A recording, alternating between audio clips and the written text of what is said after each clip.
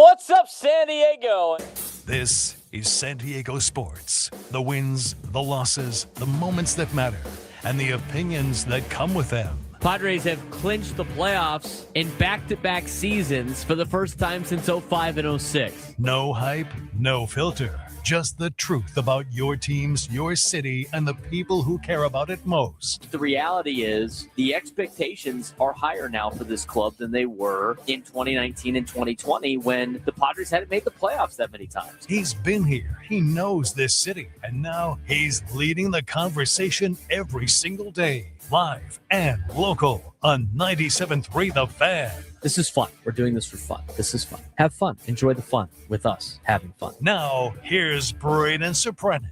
What's up, San Diego? And a happy Wednesday to everybody out there in America's finest city. He's Frank Marchese. I'm Braden Surprenant. This is the Braden Surprenant Show, San Diego's #1 sports station, 97.3 The Fan. Good to be with all of you today. Coming off of an all-star game yesterday that we'll be breaking down here in the early segments. We got other Padres news to get to. We got the rumors now floating out there about the trade deadline. We've already had a trade. Lance McCullers Jr. is on the move. He's going to Milwaukee. I wonder if Milwaukee is actually all in for once. They got a loaded farm system they can trade from. Maybe that's a trade partner for the Padres. We'll talk about that a little bit later. We got other news to get to. We got a World Cup conversation later on in the show. We have so much to get to on this week that doesn't have, really a lot of sports going on. Like tonight, I heard Ben Woods talking about this. Ben Higgins is going to take a break from sports tonight. I don't know if he can. I mean, he might have to tune into the ESPYs tonight. I don't think I have ever watched the ESPYs ever in my life. I don't think I've ever watched it ever in my life, nor have I ever cared about the ESPYs. Who watches that? Who goes to that? Who really is like, man, I want an ESPY? I mean, what are we doing? Give me a break. Anyway, we'll talk more about what's going on in the sports world later on in the show as well. We want to talk a little bit about the All-Star game from yesterday, of course. We got to see Mason Miller pitch to a batter. That was cool. I didn't know if he was going to get in the game or not if the National League didn't have the lead.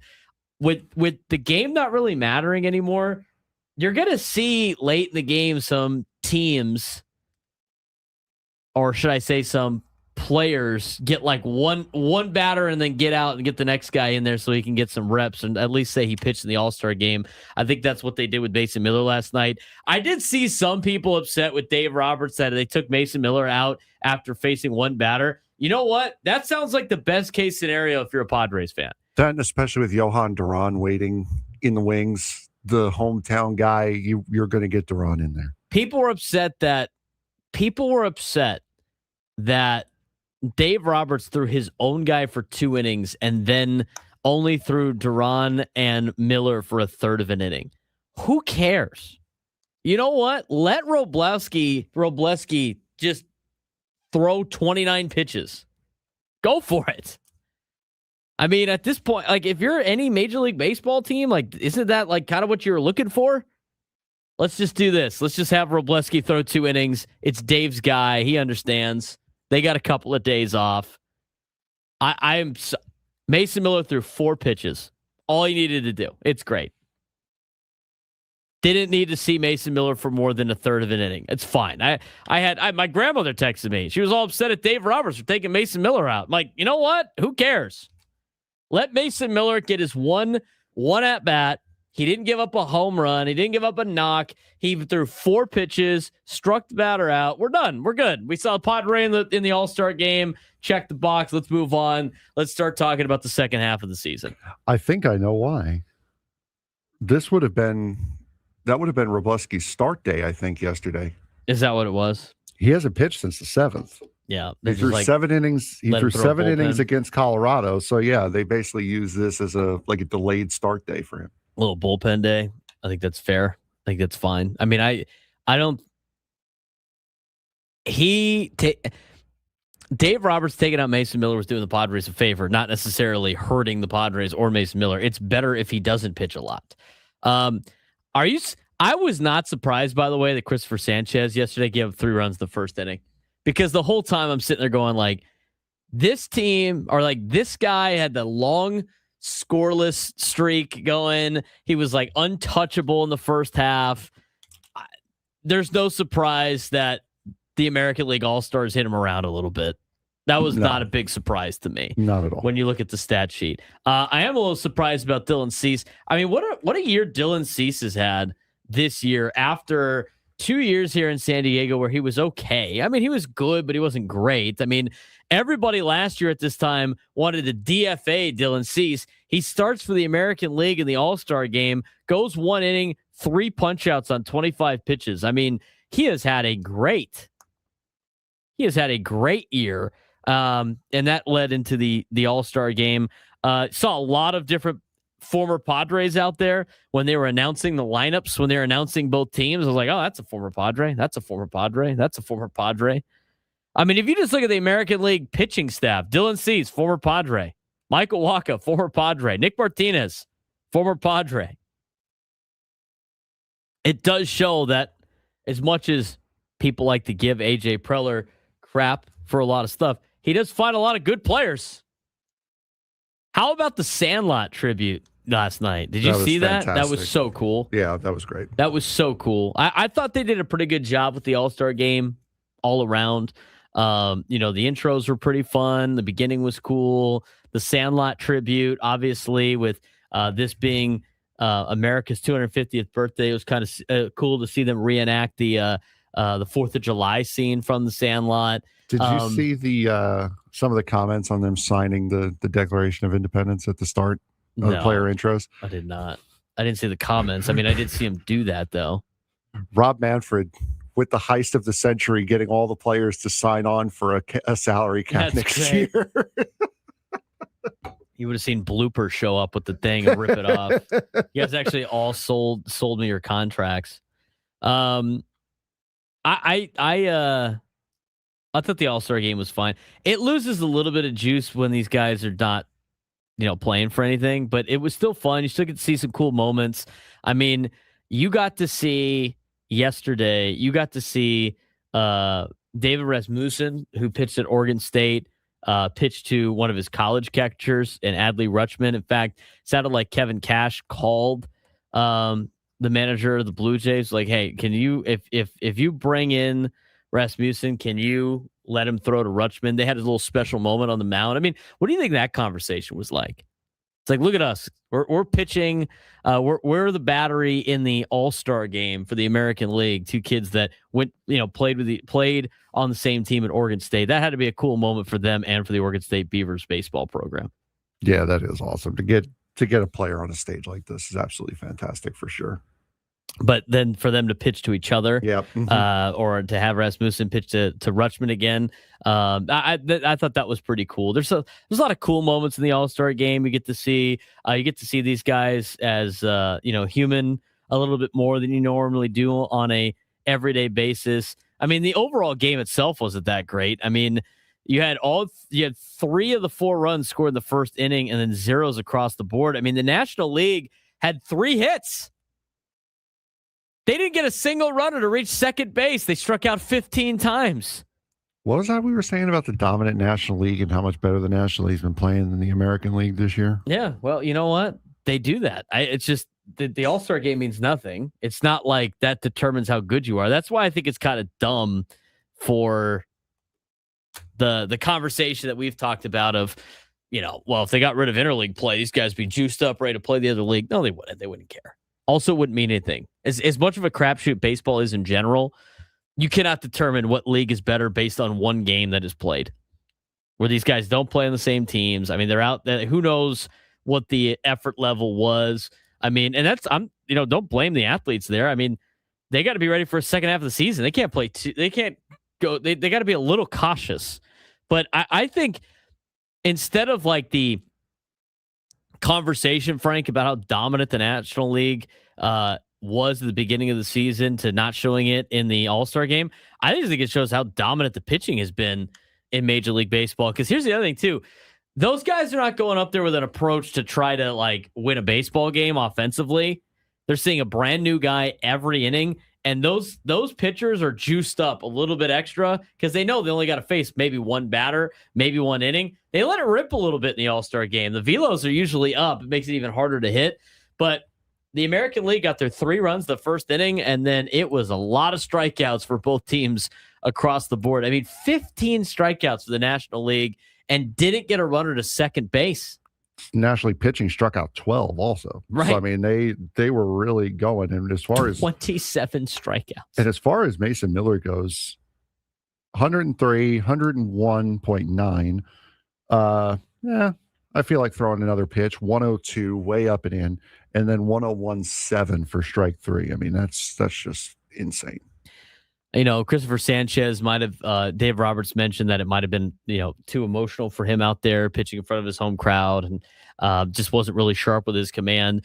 Cody Bellinger wins the MVP at 2 RBIs, All-Star Game MVP, Ted Williams Award winner from yesterday. Yankees really carried the team for the American League. Cody Bellinger, the 2 RBI single. Ben Rice had an RBI single later in the game. Miguel Vargas had the insurance home run, 433-foot home run, second deck in left field. One of the few true highlight reel swings of the night, but it was, pitching completely dominated. We talked about it. 3 hits allowed for the American League pitchers, 15 strikeouts, no runs, no extra base hits, no runner reached second base. Dylan Cease, Joe Ryan, Michael Wacha, Nick Martinez. I mean, they all pitched incredibly well. And Pete Crow Armstrong, after the game, summed it up perfectly. Baseball is an uncomfortable sport as it is. The pitchers are only adding to that with how good they have been. The only problem, the only scare really was Junior Caminero. He was hit on the hand by a 97-mile-an-hour sinker. Initially looked very serious. Fortunately, x-rays are negative, no fracture, which is a huge relief considering he's becoming one of baseball's brightest young stars. And obviously, Major League Baseball wants to keep this going, Frank. They don't need guys getting hurt in the All-Star game and adding more incentive for players not to play, especially for a player that's on a team competing for an American League pennant right now. Yeah, that, and also you mentioned that pitchers have a little extra ampage because they know they're just going out there throwing as hard as they can. So if there's an opportunity for a hand or wrist to get broken on a hit by pitch or a finger, this is certainly the time where it would be. Pitchers are coming in a little bit harder than they would be because pitchers aren't necessarily, quote unquote, caring as much. So very, very good news for Tampa Bay and for Junior Caminero that he's going to be fine. They had a lot of fun highlights. Obviously, I mean, you saw Patti LaBelle perform the national anthem. They did Ray Charles's rendition of "America the Beautiful" for that mid-game firework Sandlot kind of tribute. They did the Stand Up to Cancer tribute. Boyz II Men performed. The mic'd up players throughout the game. This is the only game where I'm like okay with mic'd up players. Yeah, of course. Because it's like, I mean, it's like them. It's like a pickup game, right? It's like they're playing men's softball out there, just a little bit high velocity. But the biggest takeaways I thought was the modern pitching makes this game very, very tough to watch unless you're super into pitching. The American League just continues to dominate this particular game. They have done so well in this game over the last decade plus. Yankees stole the spotlight last night in terms of the overall performance. They're the ones that attributed 3 of the 4 runs for the American League. And you know what? I still think as much as we've like knocked the All-Star game and like incentive to play, it still carries some juice because it's not as pathetic as watching the Pro Bowl. It's not as pathetic as watching the NBA because the pitchers still want to pitch and they're amped up. And so you're going to see top level pitching, which is only going to challenge some of these players and almost like a sense of pride at the plate. They do have to have a little bit of approach. Otherwise, they're going to get blown away by the 100-mile-an-hour arms that continue to churn out in the for both the American and National League. Yeah, the Pro Bowl's embarrassing. The NBA All-Star Game's embarrassing. The NHL All-Star Game, at least they're trying to do some things different to keep some form of entertainment and keep the players interested. But yeah, it is kind of still that game within the game and personal pride that helps the MLB All-Star Game keep some sort of relevance, especially now that they're not playing for anything. Like the result of the game really doesn't matter. But yeah, I mean, overall, not a bad night last night. For the All-Star game. my biggest takeaway from the All-Star game is it's still working for Major League Baseball. It might start to die slow death, but it's still the best All-Star game. Even though it's lost a little bit of its juice, it's still the best All-Star game around. Mm-hmm. I think the week showed that. I thought there was a lot of great highlights too. Did you? I don't know if you saw it. We just got sent it to us again. I kind of want to play it. Okay. It's the super awkward A-Rod interview with Justin Verlander from a couple of days ago. Did you see that? Yeah, I did. Oh my God. I got it ready. Well, it's loading because, because internet and stuff like that. Mm-hmm. I mean, A-Rod, bro, like talk about a guy that like doesn't know what's going on, maybe ever. I mean, there's two things about it that's interesting to me with this interview, but it was so awkward. I have to play it. Here's the Fox pregame crew with Kevin Burkhardt and A-Rod and David Ortiz and Derek Jeter. They're talking to Justin Verlander, who announces announced he's going to retire at the end of the season, and so he joined the crew. And A-Rod he obviously knows nothing about Justin Verlander. Justin, first of all, I've been a huge fan of your career from day one when you stepped into the old Yankee Stadium and blew balls right by me. Good memories. For you. Good memories. You always had 3,000, so that's also that's one. Yeah, of course. 10 against 1. No, but I also look at you as I look at Tom Brady, Jeter, Papi, Mariano as guys that played into their 40s and is doing it at a high level. But this is for the young ones that are out there watching. How do you explain being a late draft pick, being designated for assignment a couple times with two different teams, right? Me? Yeah, no? That's wrong. You got the wrong notes. I get it. No, but the question I have for you is, how have you been able to be so good for so long, and sometimes you even became a better pitcher late in your 30s? I think it's just the ability to adapt. A-Rod said for being a low draft pick. I don't know about that. Like, he was drafted pretty high. I don't know if you remember. I mean, I guess if you're not the number 1 overall pick, you're kind of a low draft pick. The 2nd overall pick in the MLB draft, Padres decided to draft Matt Bush instead of Justin Verlander. It worked out. Yeah.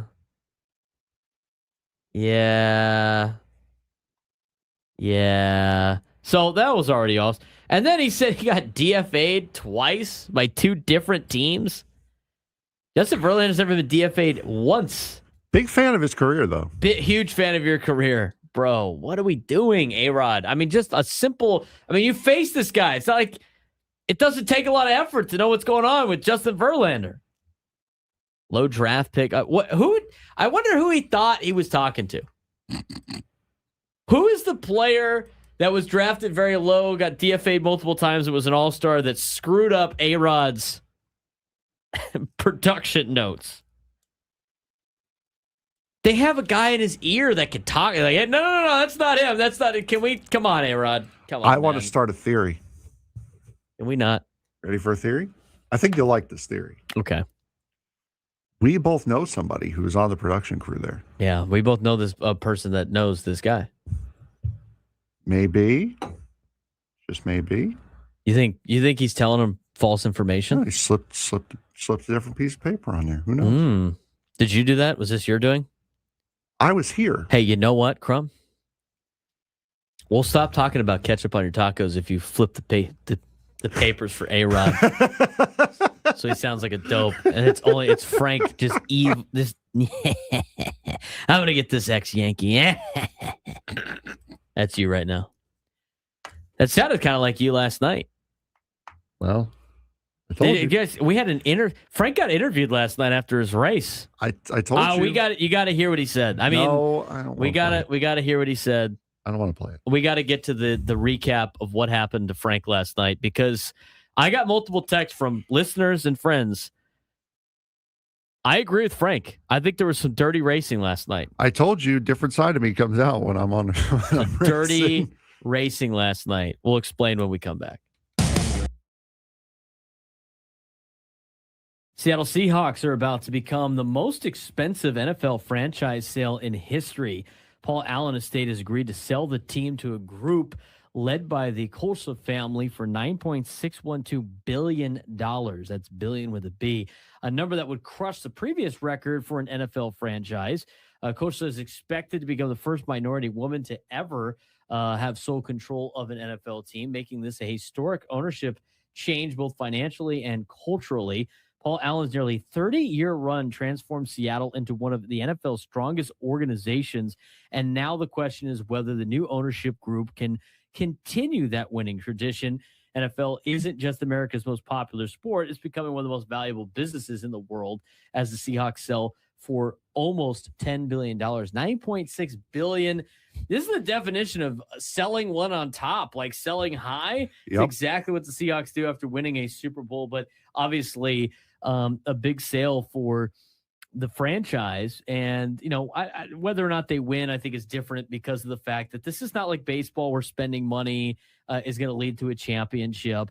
There are rules in place, but it really sets the legacy, or really sets the precedent of who is going to be able to buy sports teams in the future, at least in a solo sense. Or are we going to have a group setting now for most ownership of sports teams because the price tag has gotten so high? Yeah, it's the future has turned into a conglomerate. You're not going to be able to, as a single person, unless you really are rich, one, and two, insane, you're not going to be able to afford to buy one of these teams on your own anymore. The price has just gone absolutely insane to me. It's also interesting, the wrinkle that she was a former San Francisco 49er owner as well, minority owner in the Niners. Now she's being forced to sell those shares in order to be able to do this.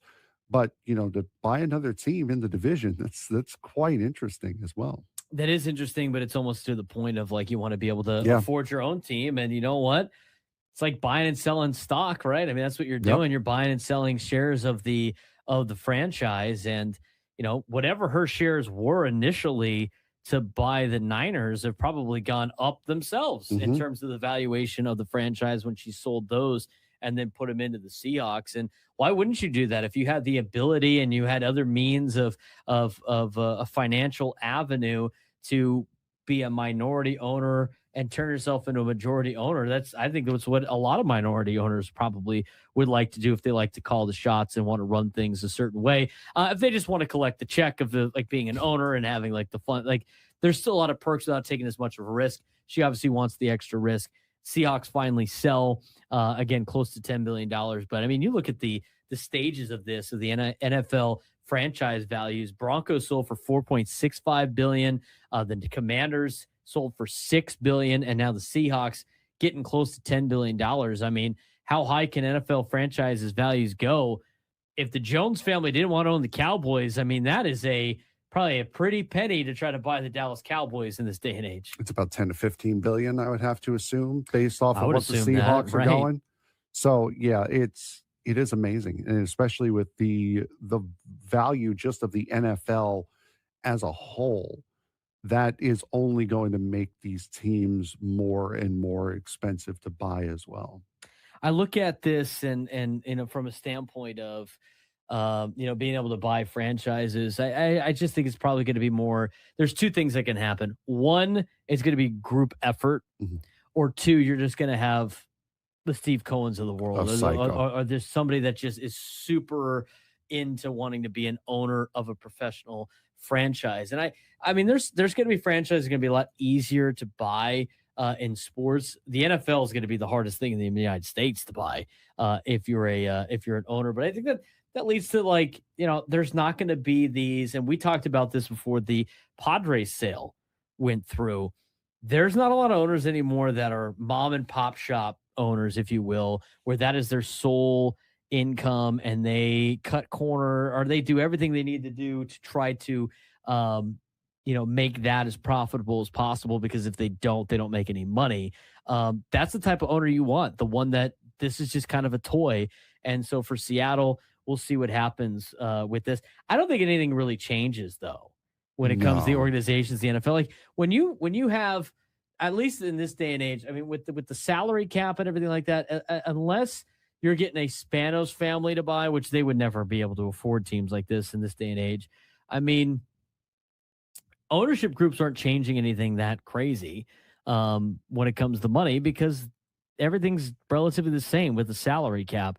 If they decide to call the shots and they're not good football people, then yeah, that could have a catastrophic effect on how teams are run. I think you see that more with families that run teams that have had them for generations, though, more so than new ownership groups. New ownership groups usually lead to more success. I think you're starting to see that with Washington a little bit. I know they had a setback last year, but things seem to be trending in the right direction. The Broncos, of course, have been good over the Fan. We are broadcasting live for the Bill House Studios.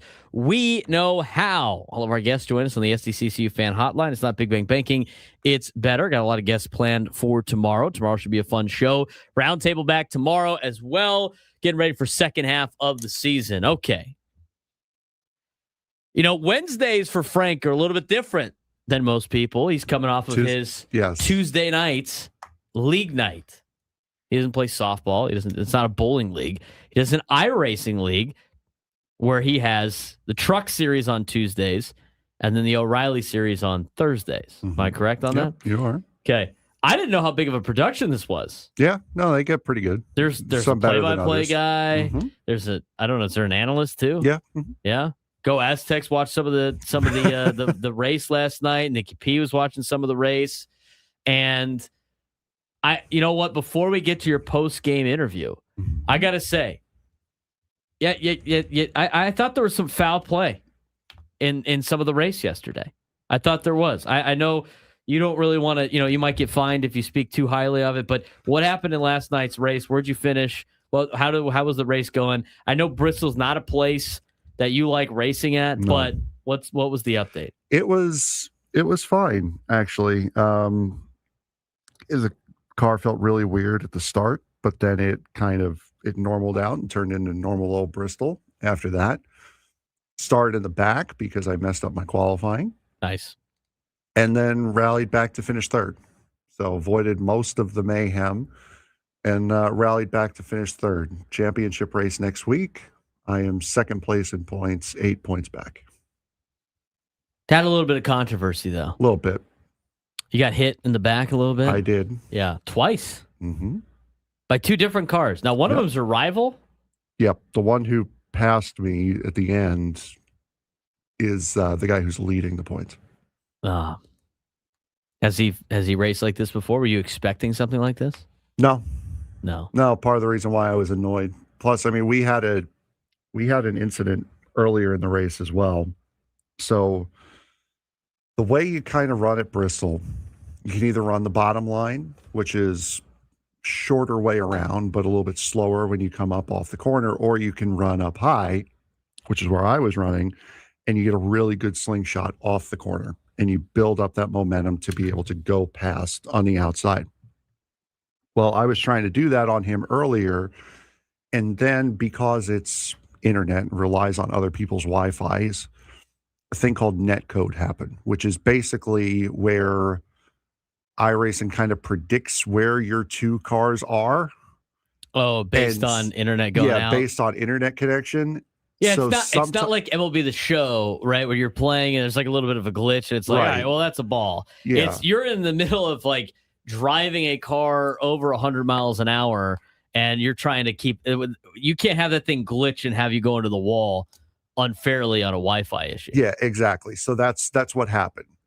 Internet iRacing determined that our cars hit and they didn't. So that was the incident earlier. That was the incident earlier. Then I had some fun with his teammates after that, which was... You're on a team? Yeah. Trash Panda Autosport. Oh, wow. Mm-hmm. How many are you allowed to have on a team? We have, I think, total between all of us, I think there's 9 people on our team, but there was only like 2. There was only me and one other person in that race. Oh, so you could just be in different races. Yeah. Sometimes you can be in the same race. Do you get a schedule or do they just like randomly assign you? Yep. Oh, interesting. So it's had the run-ins with his teammates, and then late in the race, I knew I wasn't good enough to finish second. If he was coming up, I was going to need some sort of help to be able to stay in front of him. I knew he was faster. I knew he was going to pass me. 10 to go, coming off of turn 4, a lap car slowed me up, brought him right up to me. Great. He hits me in the middle of 1 and 2, doesn't do much of anything. And then coming through 3 and 4, the next lap, I build up to get my run off the corner, and then he just drove into my corner, about spun me out. I was able to keep it. He finished second. I finished third. Hey, like really blew frustrated. Right, yeah, he Mario Karted you, as Go Aztecs said. Really frustrated me because I knew he was fast enough to just pass me normally, and he didn't even attempt to. He just, the first chance he got, he knocked me out of the way. Before we get to your post-game interview, your post-race interview, Augie in the YouTube chat wants to know, how many actual laps do you race? Last night was 200. Thursday is going to be 250. And then I think next week's races are going to be 100 and 133. So it's how long do these take? A couple hours?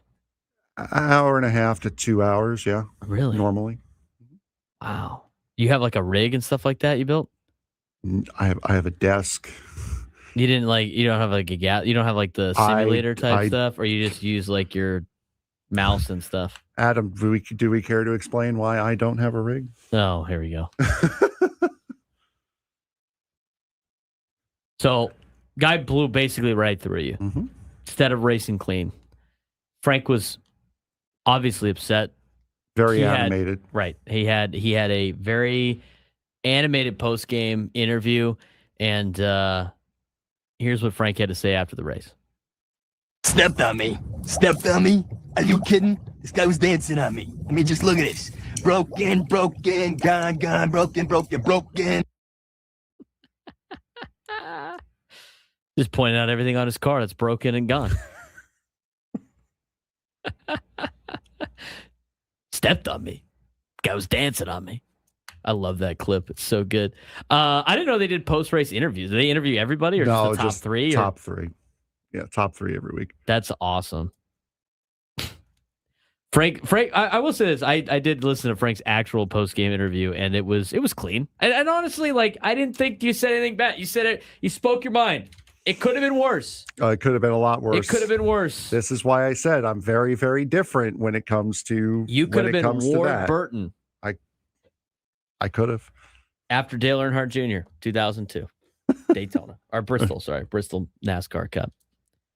This is why I said that last night's exactly why I said I don't want to stream if I don't have to. Reel it in, dude. Just reel it in. You do it for the show. You're just on the show time.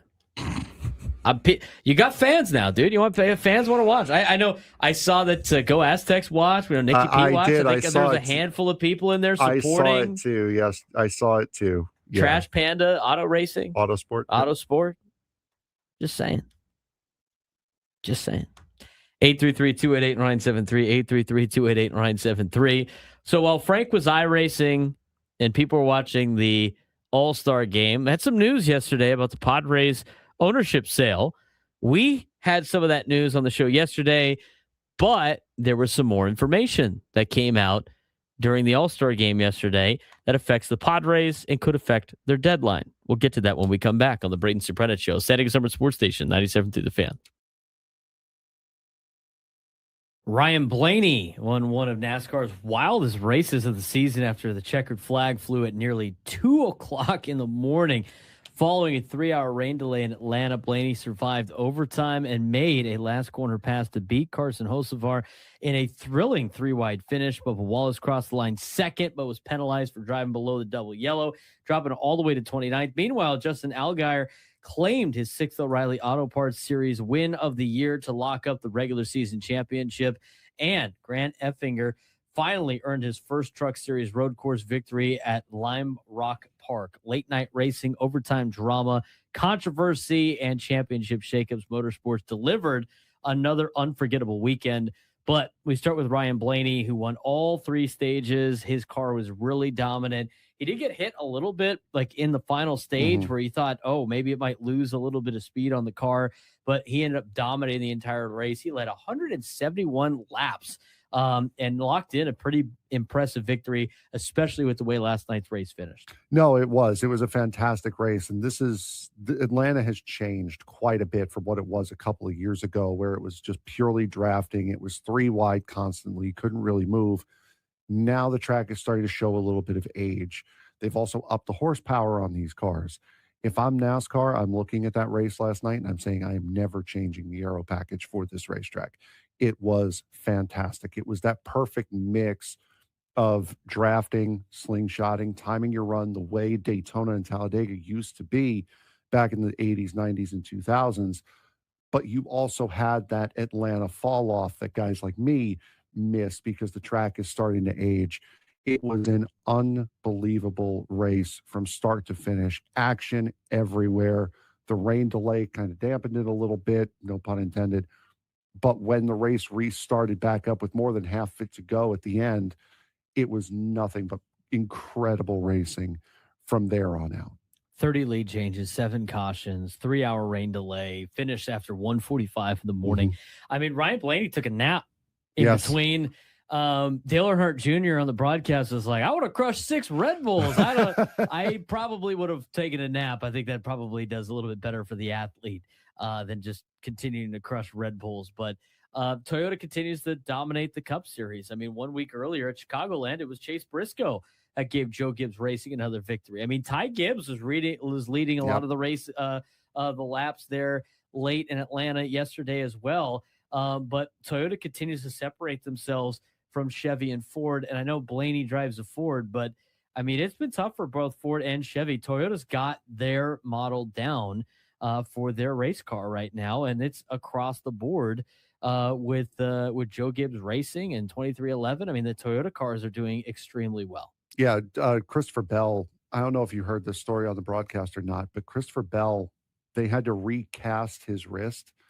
So what they did was, instead of just taping up his hand and recasting it, he actually had him recast it around the wheel. So like he had his hand on the wheel and then recasted it that way, which is just absolutely insane. This Toyota dominance comes off the heels of some comments made by Brad Keselowski, who's one of the Ford owners, said that Ford and Chevrolet both have their babies. They have their teams. Chevrolet has Hendrick, of course. Ford has Penske, who ended up winning this race. Toyota and TRD and Toyota Racing Development don't do that. They treat all of their teams equally, and that's why you see Gibbs, 2311, and Legacy all performing very, very well, performing equally, are constantly up in the fight inside the top 10 and top 15. Chevrolet doesn't do that. And right now, Spire has been the best Chevrolet team so far this season, even though Hendrick is the one that's getting all of the Chevrolet stuff first and should theoretically be up there. So what this business model for Toyota, give everyone equal opportunity, give everyone equal stuff, and then allow the teams to work the way they do, that has really paid off in spades for Toyota this season. Let's talk about SVG and Austin Hill becoming NASCAR's new rivalry. One storyline everyone will be watching: Shane Van Gisbergen and Austin Hill. 2 weeks after Hill accidentally wrecked SVG at Coronado, Van Gisbergen appeared to return the favor at Chicagoland by spinning Hill into the wall. And Hill immediately accused SVG of intentional retaliation. SVG denied it. NASCAR reviewing the incident and possible penalties remain on the table. Rivalry doesn't appear to be cooling off anytime soon. But that was fun too. A couple of weeks ago between SVG and Austin Hill. Do we think this is personal, or do you think it's kind of accidental? This is rivalry week, because you had the continuation, at least from SVG's side, the end of this thing with Austin Hill. And you also had all this stuff with Carson Hocevar and Zane Smith going at each other over the course of the week. So this was definitely rivalry week going into Atlanta, and Hocevar perpetrating more during the race with Zane Smith. But I don't see Austin Hill and SVG going much further. I didn't see anything intentional. Got tickets to give away to Alice Cooper at Cal Coast Credit Union Open Air Theater on November 17th. You can get your tickets at Ticketmaster.com. We will do that in the 1 o'clock hour. He's Frank Marchese. I'm Braden Surprenant. Welcome to the All-Star Week of the Braden Surprenant Shows, where sports start to slow down a little bit. You start to get that itch a little bit for football coming up in the next couple of weeks or so. We got the World Cup semifinal going to start in about an hour and a half here at around noon today. We'll have updates on that as part of our World Cup date. Other than that, there's not really a lot going on in the sports world. Baseball will be off today. Tomorrow, only 2 teams will be in action. That is Frank Marchese's New York Jetropolitans. They're playing a lot more like the Jets and the Mets this year. Sorry. And they'll be taking on the Philadelphia Phillies. Maybe the Phillies will be all hungover from having to play in the All-Star game. They'll be tired and the Mets win. Or maybe reality will just happen. I want to apologize for the embarrassment to the sport that my team is going to put on tomorrow. And I always love watching the All-Star game for the intros, because in the intros, the host site is always booing their rivals, which is great. Yep. Now, obviously, Philadelphia boos a lot more than that. So they booed the Yankees, no surprise.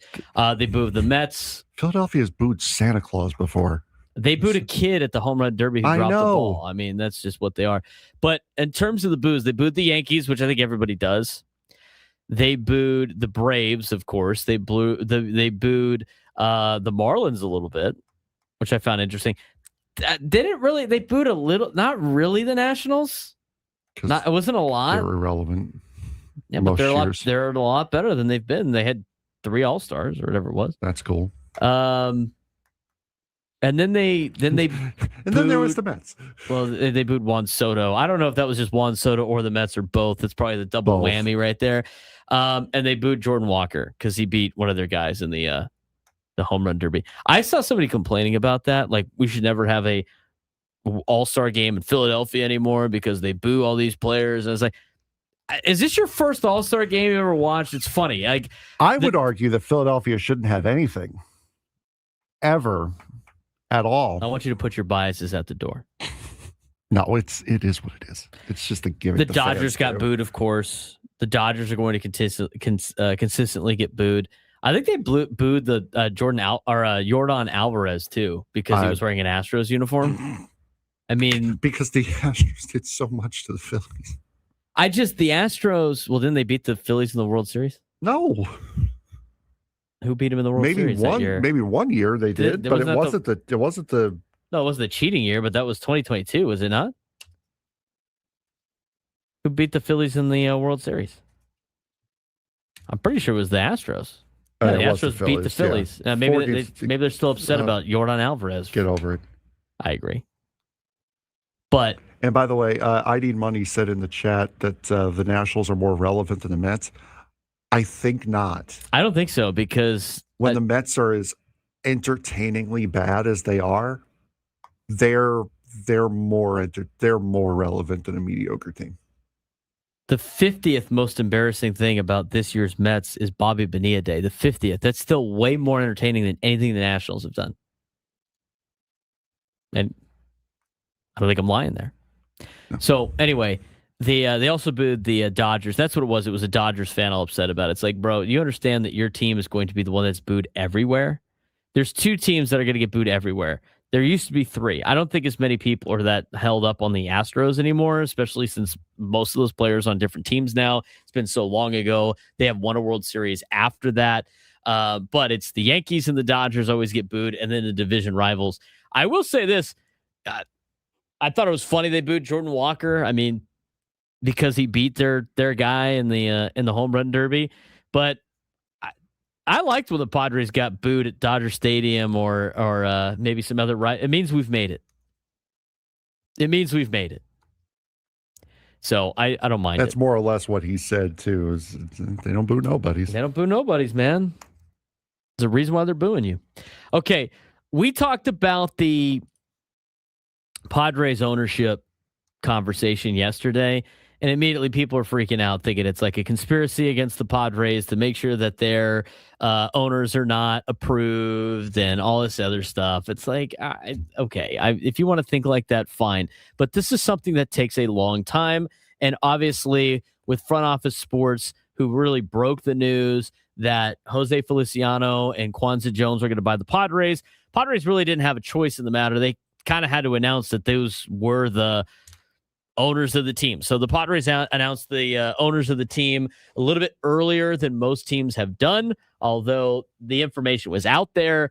It's not like it was wrong. People already knew about it. So they announced it before they had to, dot their I's and cross their T's and all that other stuff. So that's kind of what the process is right now. I mean, Major League Baseball says it's waiting on paperwork. I mean, Rob Manfred attempted to calm speculation surrounding the delay. He said investment commitments need to be finalized. And it's not just Jose Feliciano and Kwanzaa Jones. It's like all of their minority owner groups as well. Like they're going to have 40 to 42% of the team. They still have to fill in all the other 60 something percent.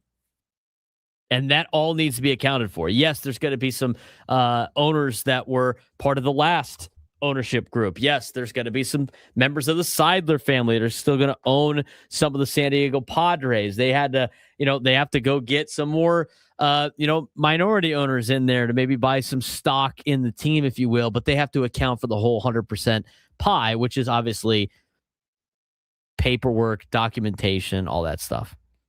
According to people familiar with the sale, final documentation is expected this week. Padres expect approval within the next several weeks. It doesn't sound like they're going to have the team passed on to the new ownership group before the trade deadline, so we'll get to that in a second. But the real reason why it's taking longer than expected, the biggest issue is the ownership structure, not the financing. So Major League Baseball has a very specific rule regarding private equity.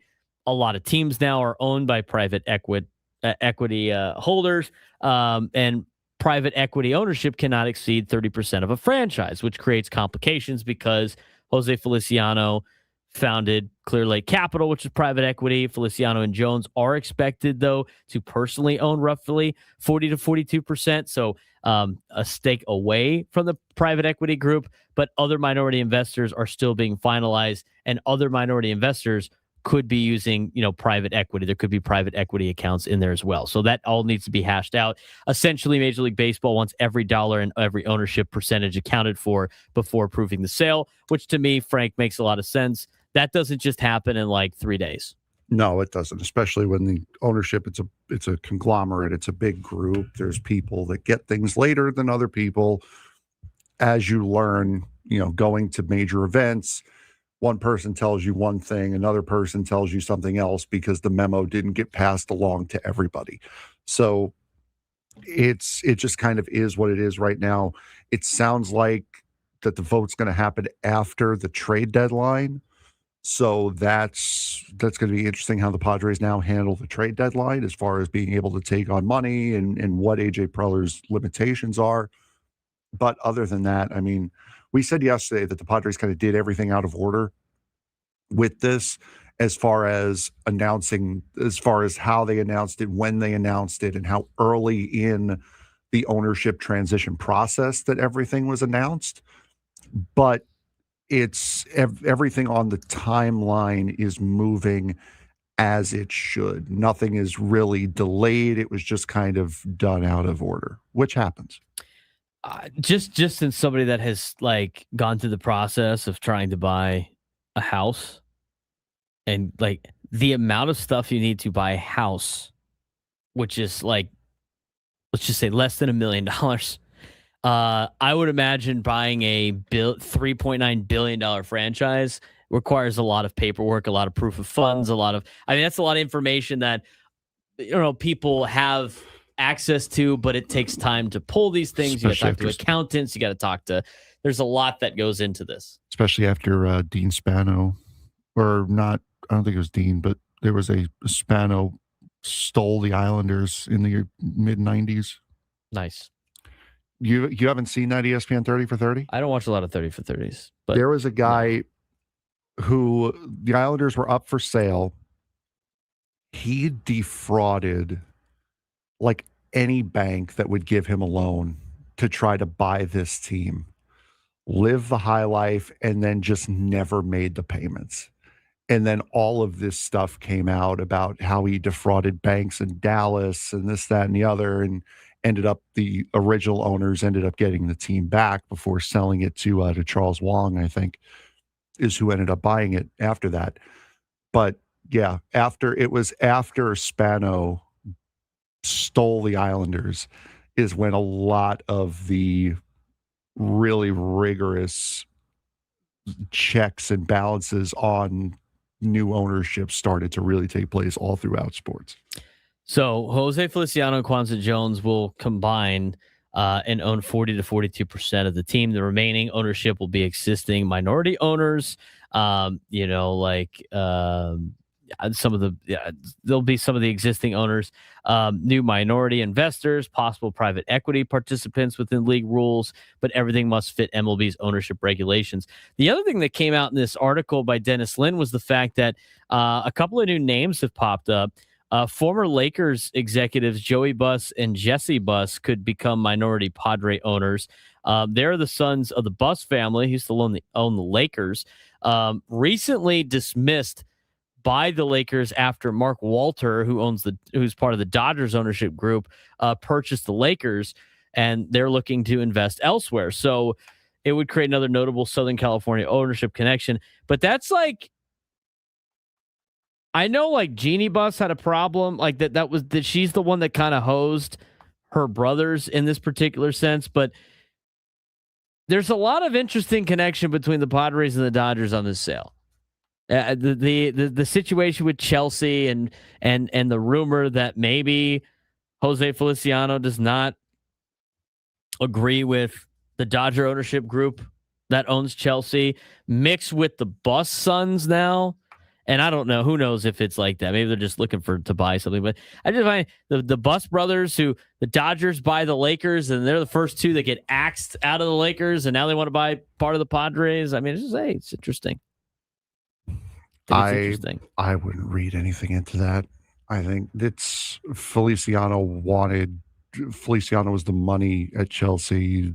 The Dodger owner was the decision maker. Feliciano wanted to do his own thing.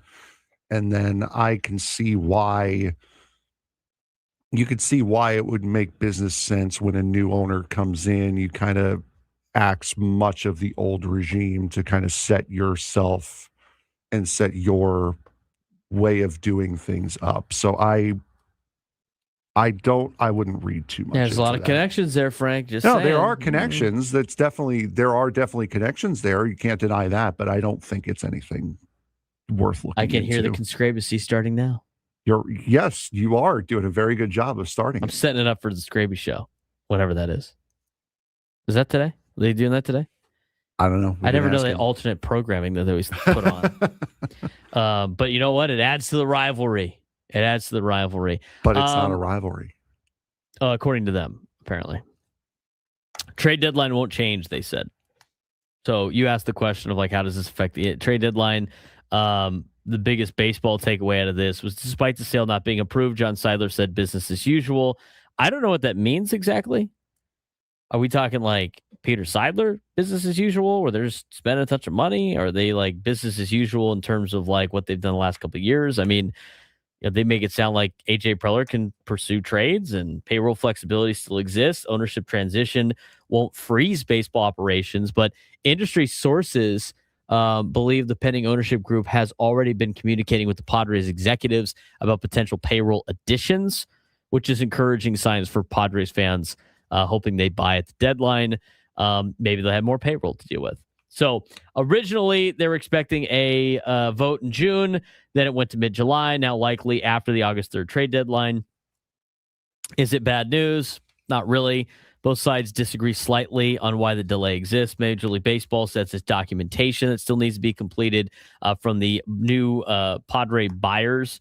if you will. Documentation has been largely submitted, is what they said. So only a few minority investor positions remain to be finalized. That's why you have the Bus brothers get mentioned in this particular field. So that disagreement suggests this is more administrative than controversial. I think Major League Baseball needs all of the paperwork in, and it sounds like the Padres new ownership group that is spending money or like buying the team has sent in most of, and so it's just kind of a waiting for everything to be finalized. And if you want to see, the guy's name was John Spano. It's a ESPN 30 for 30 called Big Shot.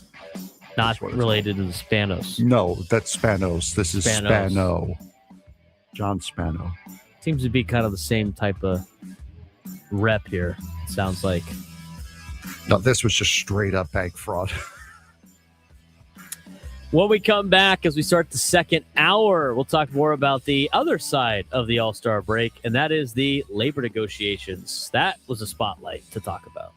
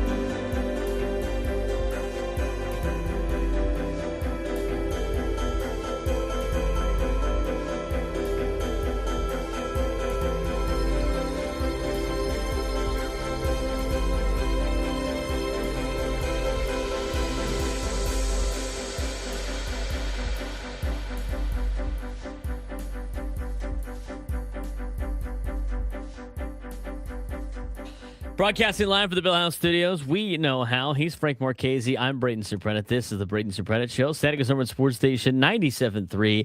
The Fan. We're going to talk a lot of Padres baseball, a lot of baseball in general here in the first couple of hours. We'll dabble in a little bit of football later on in the show today, as well as some trade deadline stuff, the latest on the MLB trade rumors. And the ACC is having their media days, so they had some interesting things come out of their media day that I think is setting a bad precedent for college football as we continue to go in the wrong direction when it comes to determining who wins championships. And more fun. Maybe. Maybe. We can't do that every day. You gotta pick your time. Come on. Maybe if we have time. He got way too excited about the mascot draft. Hey, yesterday was fun. And he wants to do it every day now. I can't wait till we the I know not next week. ECHL mascot draft. No. If NASCAR had mascots per team, per car, Frank would be all over it. No, my thought for this gimmick, I thought we were going to do it like one a day all week. It was going to be the 4 major sports in college. That was going to be it.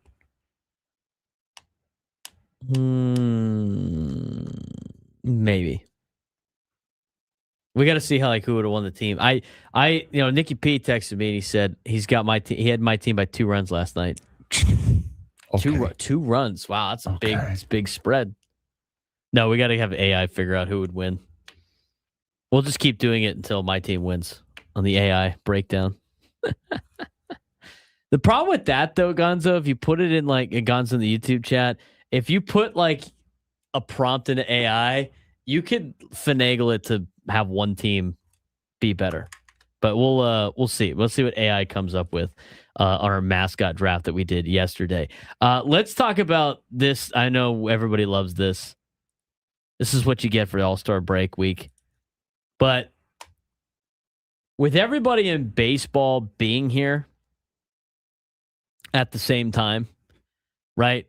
Every organization is represented. You have owners there. You have players there. The national media is there with all the local media, and an impending labor problem during the offseason. You're going to get a lot of questions about it.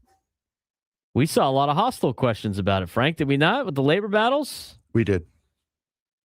Rob Manfred was signaling this week that owners are ready for a fight with the current collective bargaining agreement set to expire in December of 2026. Commissioner Rob Manfred and the Players Association Executive Director Bruce Meyer used All-Star Game media sessions to begin shaping the public narrative ahead of what many expect to be another contentious labor negotiation. Biggest takeaway out of this, though, both sides are preparing fans for a potential work stoppage. Rob Manfred says owners are more united than they were during the 94 strike, which is arguably the biggest storyline, I think, coming out of this.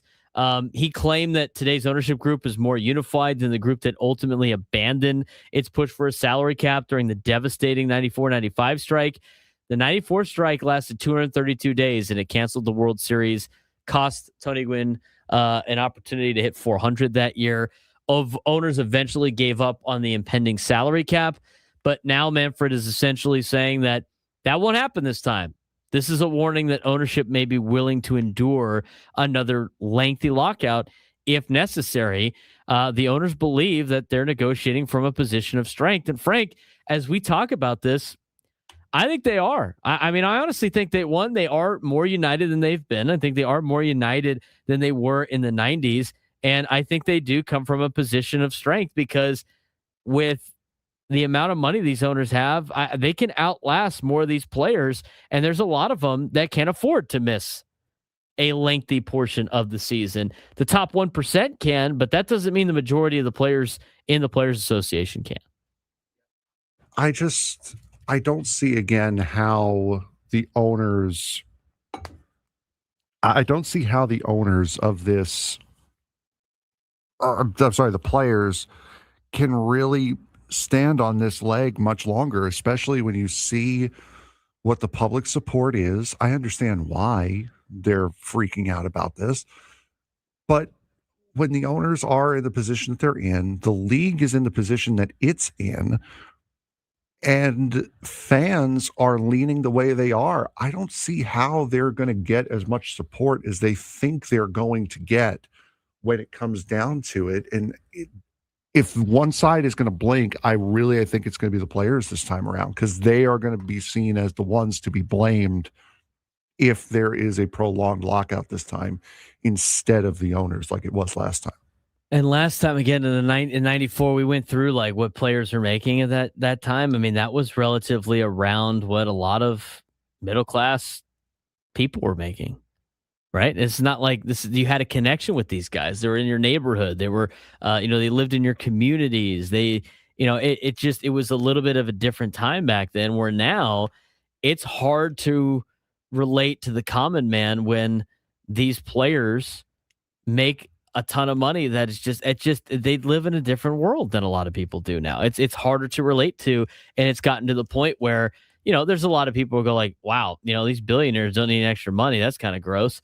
And then they look and be like, well, neither do these multimillionaires that they're arguing with. They're not gonna, the whole perception of this for the players is, let's stick up for the little guy in this particular case. But the little guy's gotten so big and is being run by big guys in his own little group, it's hard to justify, and it's hard to really play the moral high ground card in this year's labor negotiation, because I don't think fans are buying it. I don't really think so. No, not at all. I mean, the fans have already made up their mind. They're the ones that started calling for it. And because they started calling for it, the owners felt empowered to be able to stand and make this a sticking point in this upcoming CBA. So you can clearly see which side the fans are on and how that's impacting and affecting what the ownership thinks they can do, what the MLB owners think they can get away with and do in the CBA. Well, the other thing too is, so you go from now you don't have the public empathy card. No. Right? Which is what the players have cashed in on a lot.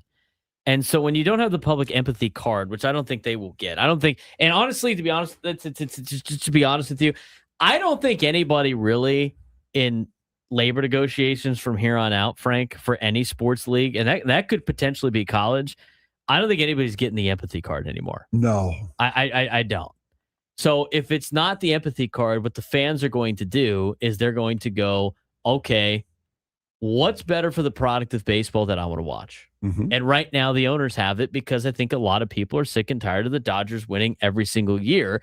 And even though they could still do that with the salary cap, the deferred money leading into getting all the best players, getting into players deciding to play for the Dodgers instead of other organizations, it is just compiling to a point of, as we've talked about before with just the Padres, you don't like what's currently going on, therefore you want a drastic change. And it's like, what do you want? I want whatever is not this. Mm-hmm.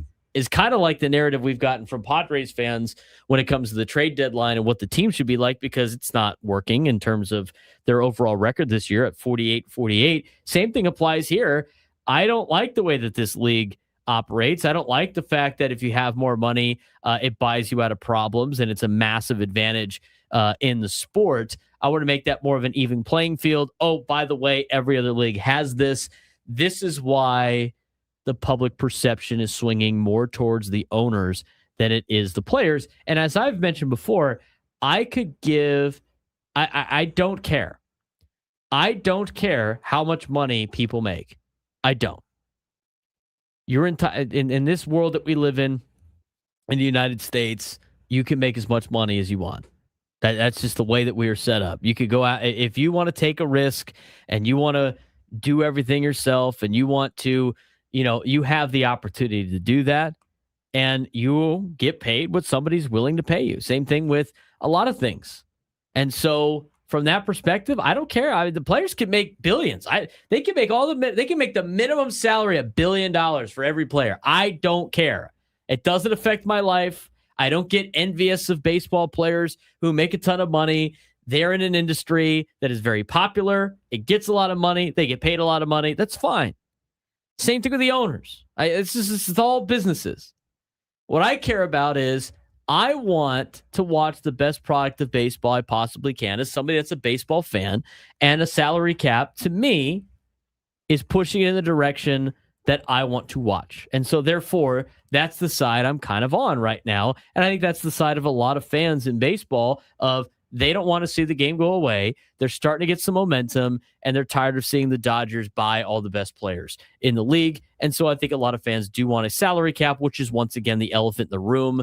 And the players right now are not necessarily, their arguments against it are not winning the fans over. No, and they're incredibly weak. They're very top heavy. And when I say top heavy, I mean they favor the guys who are at the top. They don't really favor everyone throughout Major League Baseball. There are things that they should be doing, like raising league minimum. That's good.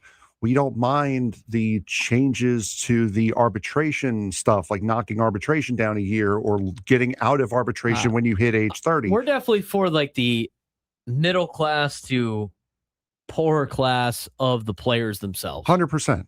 Yeah, so that's which is still making generational, which is still making a lot of money, but especially still, if it's done right. Right.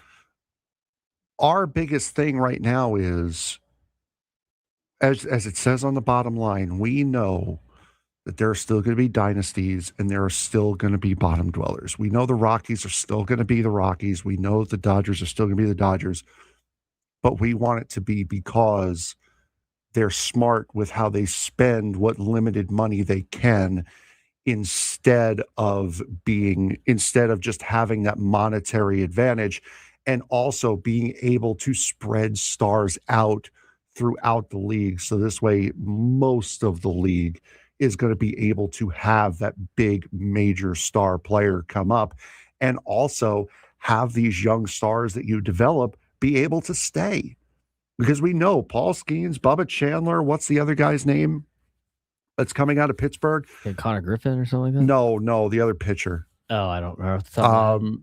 There's another young pitcher. Those guys have no shot at staying with Pittsburgh.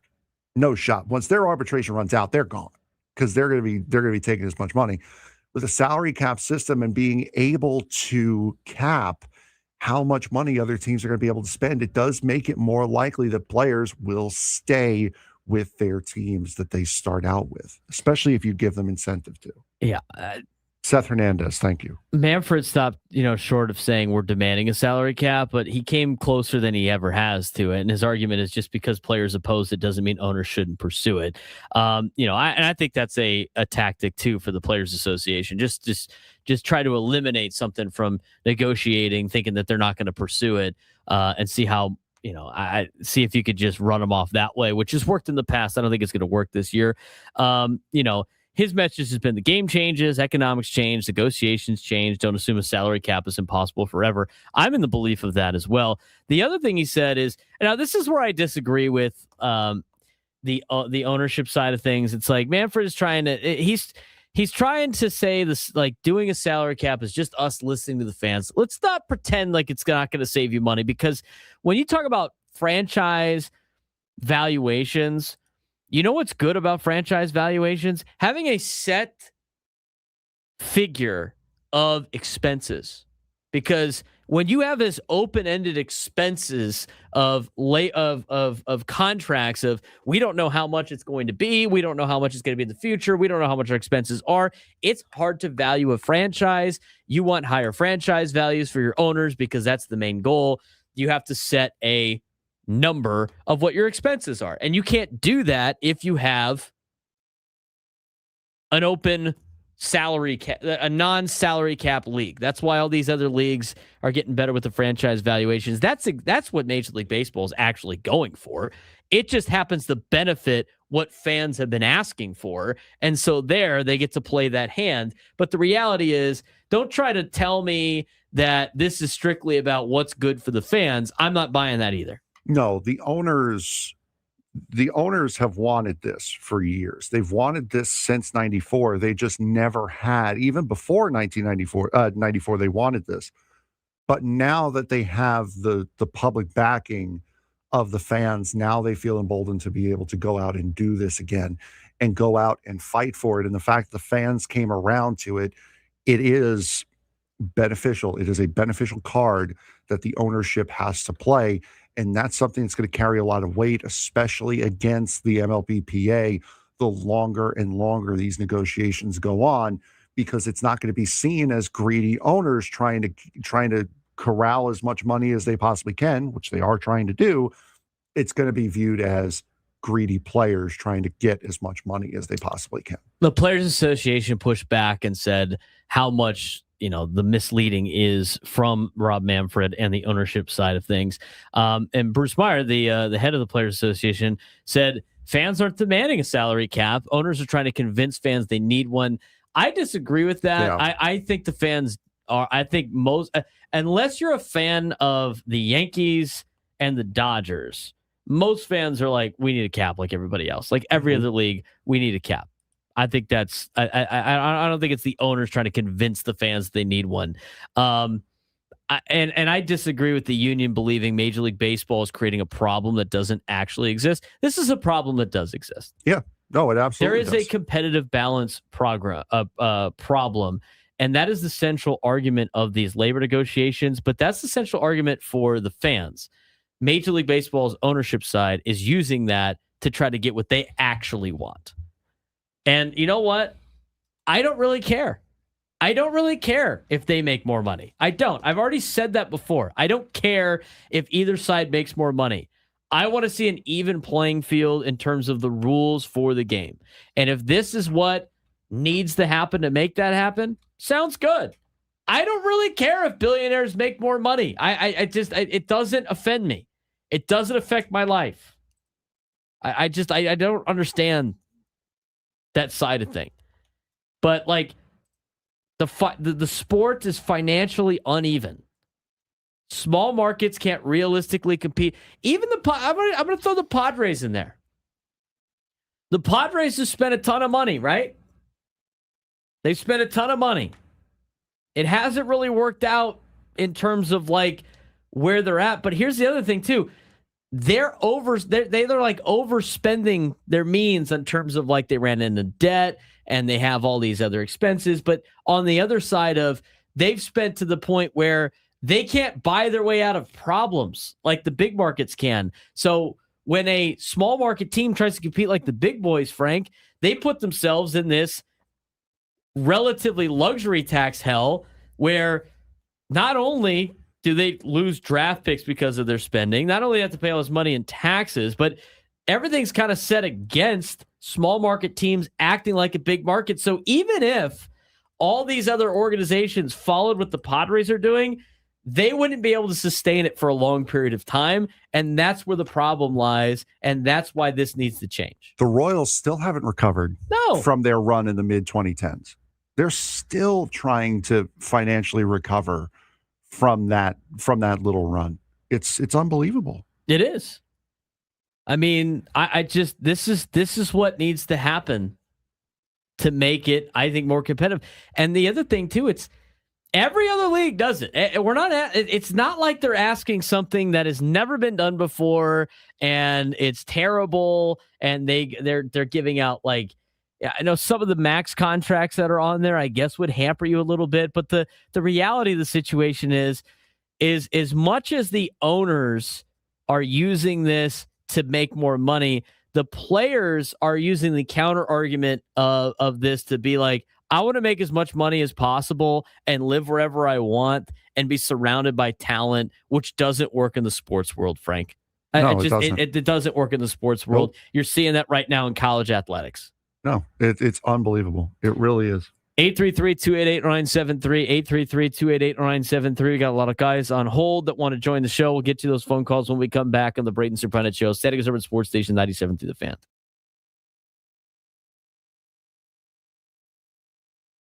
Final four teams officially set at the 2026 World Cup, and this might be the strongest semifinal field we have ever seen. France, Spain, England, and defending champion Argentina are still all alive. Jude Bellingham is becoming England's superstar after another match-winning performance against Norway. Mbappe continues to look unstoppable for France. Spain has allowed just one goal the entire tournament. And Lionel Messi, well, he's chasing another World Cup final at 39 years old. Now it's France versus Spain and England versus Argentina. Mbappe, Messi, Bellingham, Yamal, 4 global powers, 4 superstar storylines, and just 2 games left before the World Cup final. If the first 100 matches were this good, these semifinals could be unforgettable. After 100 matches, the 2026 FIFA World Cup is down to its final 4, and it's hard to argue the biggest powers in the world of football haven't earned their place. Yep. Spain, France, England, and Argentina all headed to the semifinal after surviving an incredible quarterfinal round that featured superstar performances, dramatic extra time finishes, and yet another unforgettable chapter in what is becoming one of the greatest World Cups ever played. So it'll be France versus Spain, England versus Argentina. It is going to be phenomenal. Let's talk about Jude Bellingham. He continues his rise. You got to say it. You got to say it in the proper British term. Jude Bellingham. Bellingham. There you go. If there has been one player stealing headlines over the past week, it's England's Bellingham. Fresh off of helping England survive Mexico in one of the tournament's greatest matches, he delivered again against Norway. England struggled for long stretches, but once again, their young superstar took over when it mattered most, scoring twice, including extra time winner to eliminate Holland and Norway. Conversation before this tournament centered around Harry Kane. Now, many believe Bellingham has become England's most important player. Yeah, Bellingham has really stepped up into this role, and it's right. You were right to mention that Harry Kane was the guy. Harry Kane has been the face of the England squad for a while now, and Bellingham really has stepped up in a massive, massive way to help make this team look a lot more dangerous going through this tournament. Let's talk about France.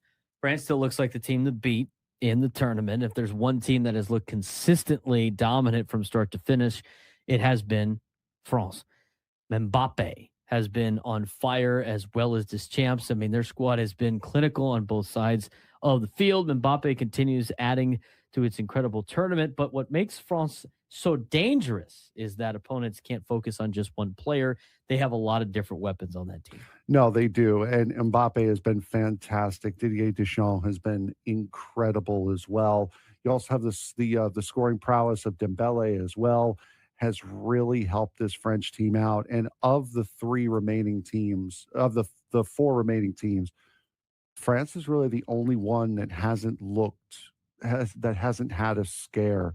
France is the one that looks like the most complete team through this tournament. So it'd be kind of hard to bet against France going up against the team that we're about to talk about next year. Yeah, Spain. I mean, their formula is working. They have not been beaten in 36 now. Yeah, I believe it's 36. 36 straight matches. That doesn't mean they've won all of them, but they haven't been beaten in all of them. And they may not be grabbing the headlines the same way as France and England, but they continue to win and they continue to advance. And they have overcome what was a scary start to the World Cup after they took a scoreless draw against Cape Verde. They've done a pretty good job, and they've only conceded 1 goal in the entire tournament. Yeah, they have been fantastic. Rodri has been great in the midfield. Yamal continuing to grow as a young teenager. Yamal is going to be with Spain for the next several World Cups, about the next 4 or 5 for sure. Now their focus is going to be, how do you slow down Mbappe? And then when you do, how do you have enough to be able to slow down Dembele? Because he has been another big goal scorer, big goal contributor for France. So once you get one guy down, you can't completely focus on him. There's a couple of other guys that you've got to focus on. And for Spain, that's going to be a very, very tall order because France has multiple ways of beating you. They made the World Cup final in Qatar in 2022. They won it in 2018. They're still a very, very difficult test as they sit in their golden era right now. Meanwhile, let's talk about Argentina. Messi's last dance, potentially in the World Cup. I mean, he keeps adding chapters to one of the greatest careers this sport has ever seen, or sports in general have ever seen. Argentina needed extra time to get past Switzerland. Julian Alvarez delivered with the winning goal, but once again, Messi was at the center of everything. And at 39 years old, he is still producing magical moments. We've seen that all World Cup long. Yeah, Argentina has been the one that's been scared the most out of these four remaining teams. 11:25 on a Wednesday. He's Frank Marchese. I'm Braden Surprenant. It's the Braden Surprenant Show. San Diego's number one sports station, 97.3 The Fan. All of our guests join us on the SDCCU Fan Hotline. It's not Big Bang Banking. It's better. Talk about the labor negotiations. A lot of people are passionate about this. People love your little ticker on YouTube, by the way. That's why I put it there. So we didn't Sam answer and the Nate same questions. So we didn't answer the same questions every single day. Yes. It's great. I'm glad you have the disclaimer out there. Again, you and I are in agreement. We don't care how much both sides make. They could both make a ton of money. I don't care. I don't care. I don't care. We're not getting any of the money anyway, so it doesn't really matter. I care more about the competitive balance of the teams. I that's what I care more about. As a matter of fact, it doesn't matter how this comes out. We are still giving them money. We're not getting any of it back. Right, exactly. We're giving both sides the money. And I want a salary cap. In the league. I want them to play by the same rules. I don't want a sense of if you have more money, you automatically, get to buy your way out of problems. That doesn't mean it's guaranteed. Yeah, with a salary cap, you could still have competent organizations and incompetent ones, but it's not dominated by just the teams with the biggest fan bases, like you see in college sports. The disaster that college sports is. 833-288-973, 833-288-973. Let's get out to Eric in Chula Vista. Eric, what's going on? What's up, guys? Great show as always. Thank you. I agree with you on the salary cap. I think it's needed along with a salary floor. Yep. Like you say, the only, as much money as they can make, go ahead and make it. The same with the owners, players, if you can make more money, go ahead and go for it. Like you guys said too, we're the ones paying to go watch it. But I have no problem them making a ton of money. The only problem I have is with a contract like Ohtani's, for the 10 years after his contract ends, he's getting paid $68 million a year. So, I mean, the deferred contracts has to stop, because if you got a guy playing for your team for $70 million, it better cost you $70 million that year towards your cap number. So, maybe if something like that comes into play, that'll kind of fix it on its own. And if not, I have a sinking feeling that, we're going to have a lockout next year, for at least some of the season until they figure out, who's making what and who's paying what and all the other details. So, again, like I say, I love your show, and I'll listen to your take on the air. Thank you. Appreciate it, Eric. Thank you very much. Thank you for the kind words. I think they're going to eliminate a lot of some of these loopholes in there. And here's the other thing too. Frank, we haven't seen it yet. I think the owners got a lot of stuff up their sleeve that they're going to give the players. I think the players are going to make out with a lot of new things that they didn't expect. We're already seeing it, because the owners, this is the way it works in a negotiation. If you want something that is what is considered a non-starter for the other side, you are going to have to concede quite a bit. They're going to give up the world for that thing. Yeah, you are going to have to concede an extraordinary amount just to be able to get them to consider talking about it. So yeah, the players, even in this, the players are still going to make out like bandits for allowing a salary cap to go through. I guarantee you they're going to put in something where bonuses don't count. I think they're going to put in like restructure. They're going to put in a lot of stuff that's going to benefit the player. They're going to raise the minimum salary. They're going to have a salary floor. They're going to have, these are all the things that they're going to put in. They're going to get the salary cap, and they're going to give up a lot to get it.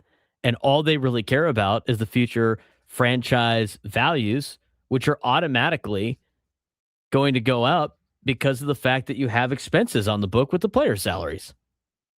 That they're gonna figure this out. They're gonna keep giving up more stuff. They're gonna limit the arbitration. They're gonna let guys get to free agency faster. They're going to find ways to make this thing work. So every time I hear like, they'll never accept it, they're going to get so much out of this deal that eventually they'll be like, oh, you know, this doesn't sound that bad. I'm still making all the money I was going to make. They're going to get to that point, I think.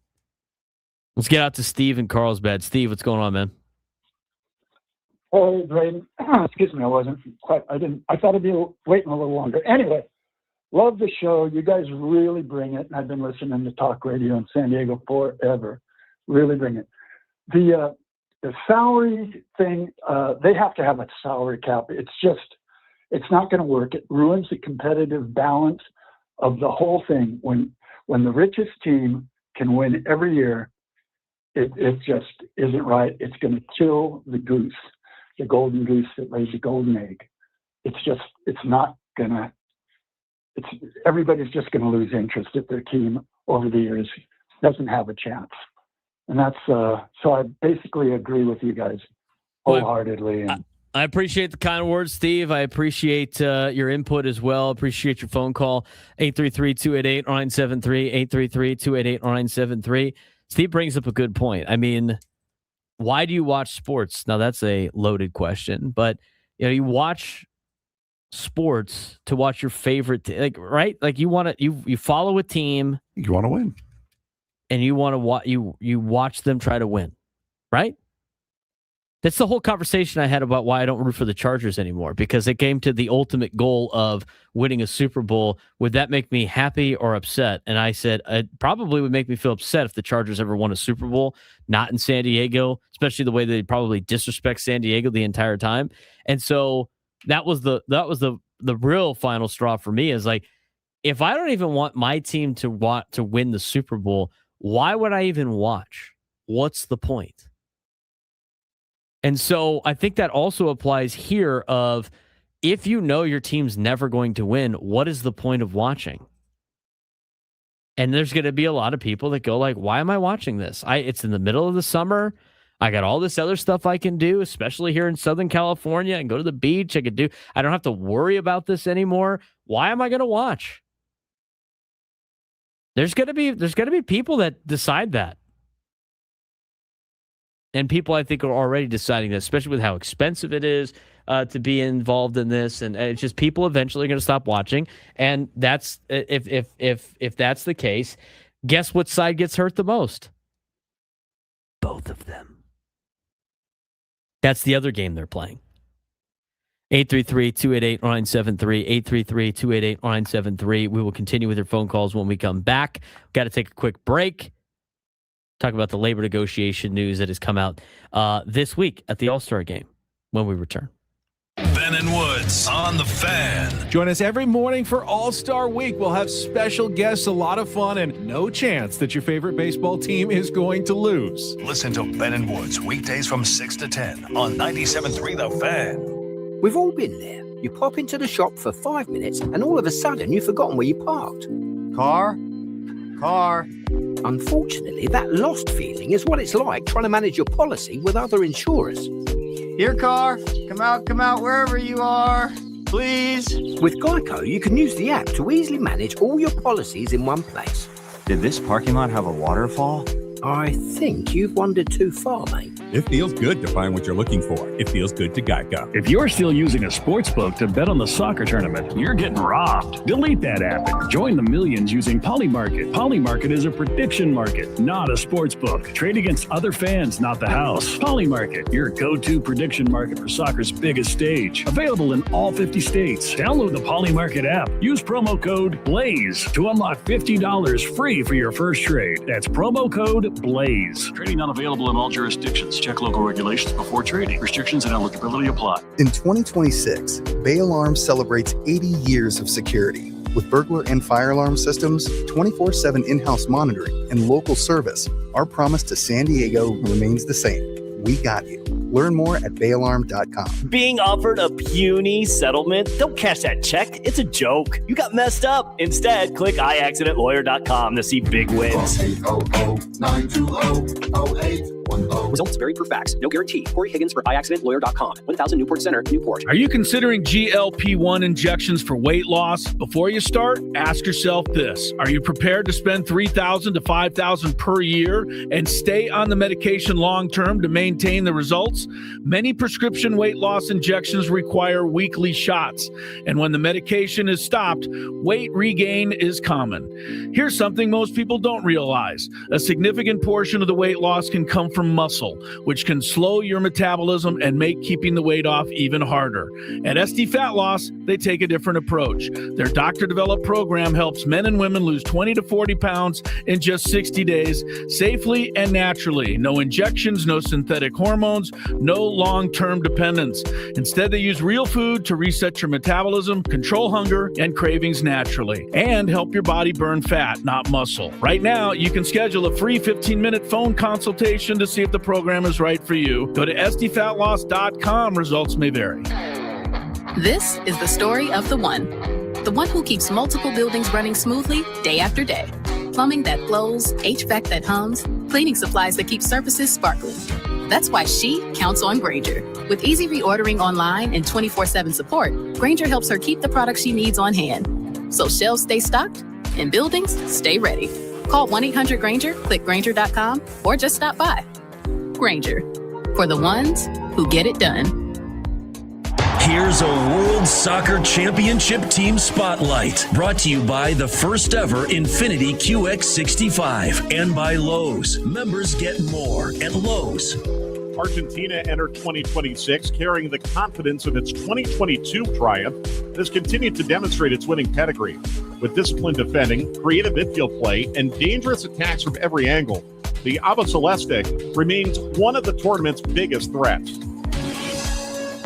Onyx, I keep having stomach issues. Please make me a doctor's appointment. Okay, are you suffering from diarrhea, bloating, gas, or oily stools? If so, you may want to ask your doctor if it could actually be a problem with your pancreas, called exocrine pancreatic insufficiency, or EPI. My pancreas? How is EPI treated? A prescription medicine like Creon, pancrelipase, is used to treat people who can't digest food normally because their pancreas doesn't make enough enzymes. Creon is the #1 prescribed treatment for EPI. Creon may increase your chance of fibrosing colonopathy, a rare bowel disorder. Tell your doctor if you have a history of intestinal blockage or scarring or thickening of your bowel wall, if you are allergic to pork, or if you have gout, kidney problems, or worsening of painful swollen joints. Call your doctor if you have any unusual or severe gastrointestinal symptoms or allergic reactions. Take Creon as directed by your doctor and always with food. Do not chew capsules, as this may cause mouth irritation. Other side effects may include blood sugar changes, gas, dizziness, sore throat, and cough. These are not all the side effects of Creon. You can learn more at 1-800-633-9110. Before your appointment, visit creoninfo.com. That's CREON info.com.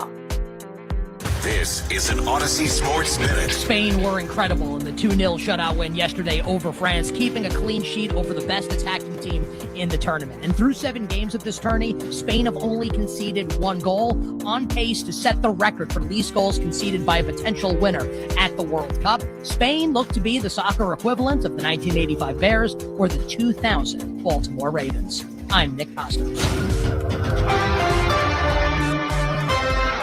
This is San Diego's #1 sports station, broadcasting live from the Phil House Studios. We know how.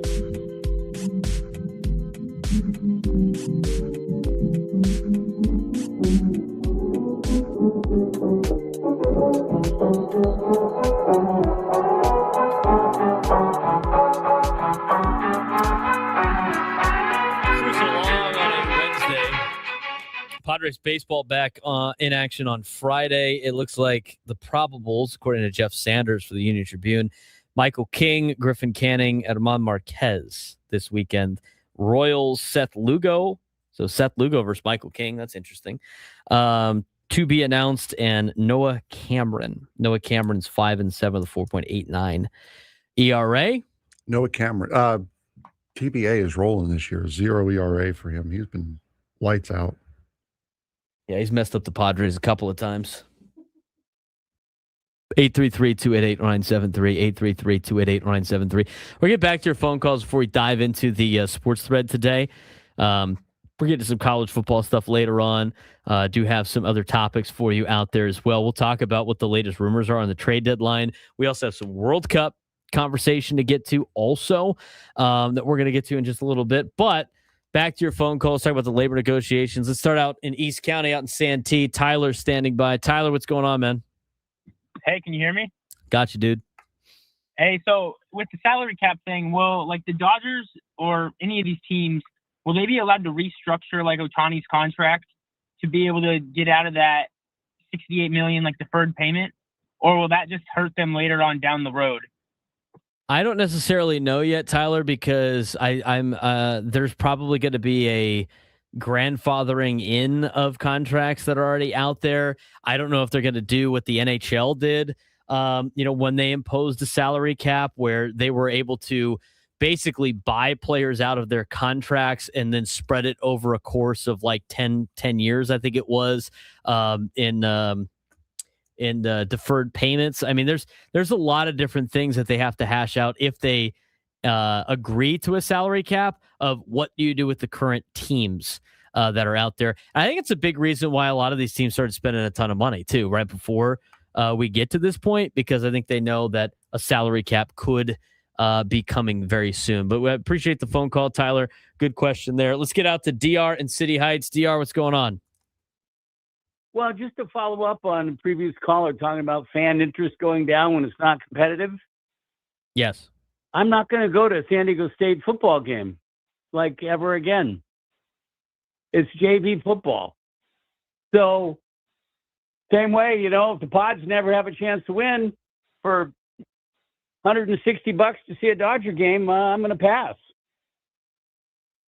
Right. That makes a lot of sense. I appreciate the phone call. I mean, that's what you're dealing with college athletics right now, Frank, is it not? I mean, it's the haves and the have-nots. San Diego State this is a town that has always been, up until the Chargers left, was a football town. And now San Diego State became the only show in town, and they can't get anybody to go to their games. And a lot of it has to do with the fact that what's the point? Mm-hmm. It's the same thing with the minor league teams in town. Look, the minor league teams in town are great. I think people have a fun time there, but that's for like fun. You're not like locked into winning a Calder Cup. Nobody's locked into, like, the Sockers have won so many championships. And if you were to ask some random guy down the street, like how many, if you knew anything about the San Diego Sockers, like what could he tell you about them? I mean, San Diego's got tons of minor league teams. They're not selling out like the Padres are. They're trying their best, but I think a lot of it is the fact that, like, what's the point if they win? It's not a major championship. I think people are interested in major championships, and if you don't have a chance to win a major championship, who is not going to watch? A lot of fans. I think that's half of San Diego State's problem, is something they can't even control. That's it.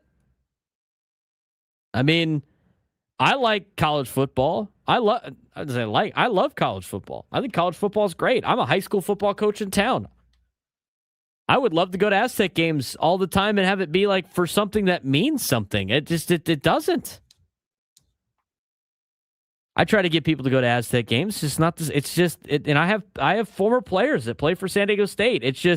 It's a hard ask money wise to go watch them play teams that are, battling to play in the LA Bowl, which is not even around anymore. They're going to battle with like the Las Vegas Bowl, the Poinsettia. I mean, that's what you're playing for. Like we're going to pretend like that's like a big deal for people. I mean, I know we don't want to say it a lot because we're trying to keep some of the traditions going, but like, if that's what they're playing for, are you surprised that nobody shows up? Are you surprised that nobody like locks in and like watches it? It's like, if you have no chance to win a championship at the highest level, I mean, DR brings up a good point. It basically is JV football. And I coach JV football. It's not as many people at the JV game as are at the varsity game. Why? Because it doesn't matter. And we're talking about U.S. sports. We're not talking about sports in general. Seriously. European soccer is different. You can play your way into the higher leagues. But in American sports, you care about the big dog sports. You care about the big boy sports. People in America cared about having a chance to win a championship. San Diego State basketball does so well. We've talked about that in the past. They do so well because of the fact they actually have a chance when the season starts, albeit a slim chance, but they have a path to a national championship. San Diego State football has zero path to a national championship. Lay out for me, Frank, the exact path San Diego State has to take to get to the national championship where it's fully guaranteed that they can control it themselves and nobody else gets involved. You don't have to worry about anybody else. Undefeated season. Even then. Every SEC team loses 3 to 4 games. Every Big Ten team loses 3 to 4 games. Not even that. Like, just if the group of 5 champion gets in, which still does, if they go undefeated and another team goes undefeated, there's no guarantee that they make the playoff over the other group of 5 school. Oh, especially because there are levels even there. Right. The American Conference is seen as a higher conference than the Mountain West. So, from all of that standpoint, if you believe that you don't have a chance at the beginning of the season, it's hard to get people to be tuned in. And here's the thing. Like, Juan made the point that the Nationals won the World Series. Yeah, Juan, you're a diehard baseball fan, dude. We're talking about people that are just, casually watching the sport. That's the big money makers. They know the diehards are going to watch. It's the people that are like, yeah, this is kind of fun, but I don't get the point. This is why when teams do very well, all of a sudden their places start selling out because you get the casual fan involved. Mm-hmm. Everybody likes to claim that their fan base isn't a bandwagoner fan base. Every fan base is a bandwagoner fan base. People like winners. People spend money on winners. People go to games to watch their team win, and they stop showing up when they suck. And if they don't have a chance, they also stop showing up. It's pretty simple sportsonomics, if you will.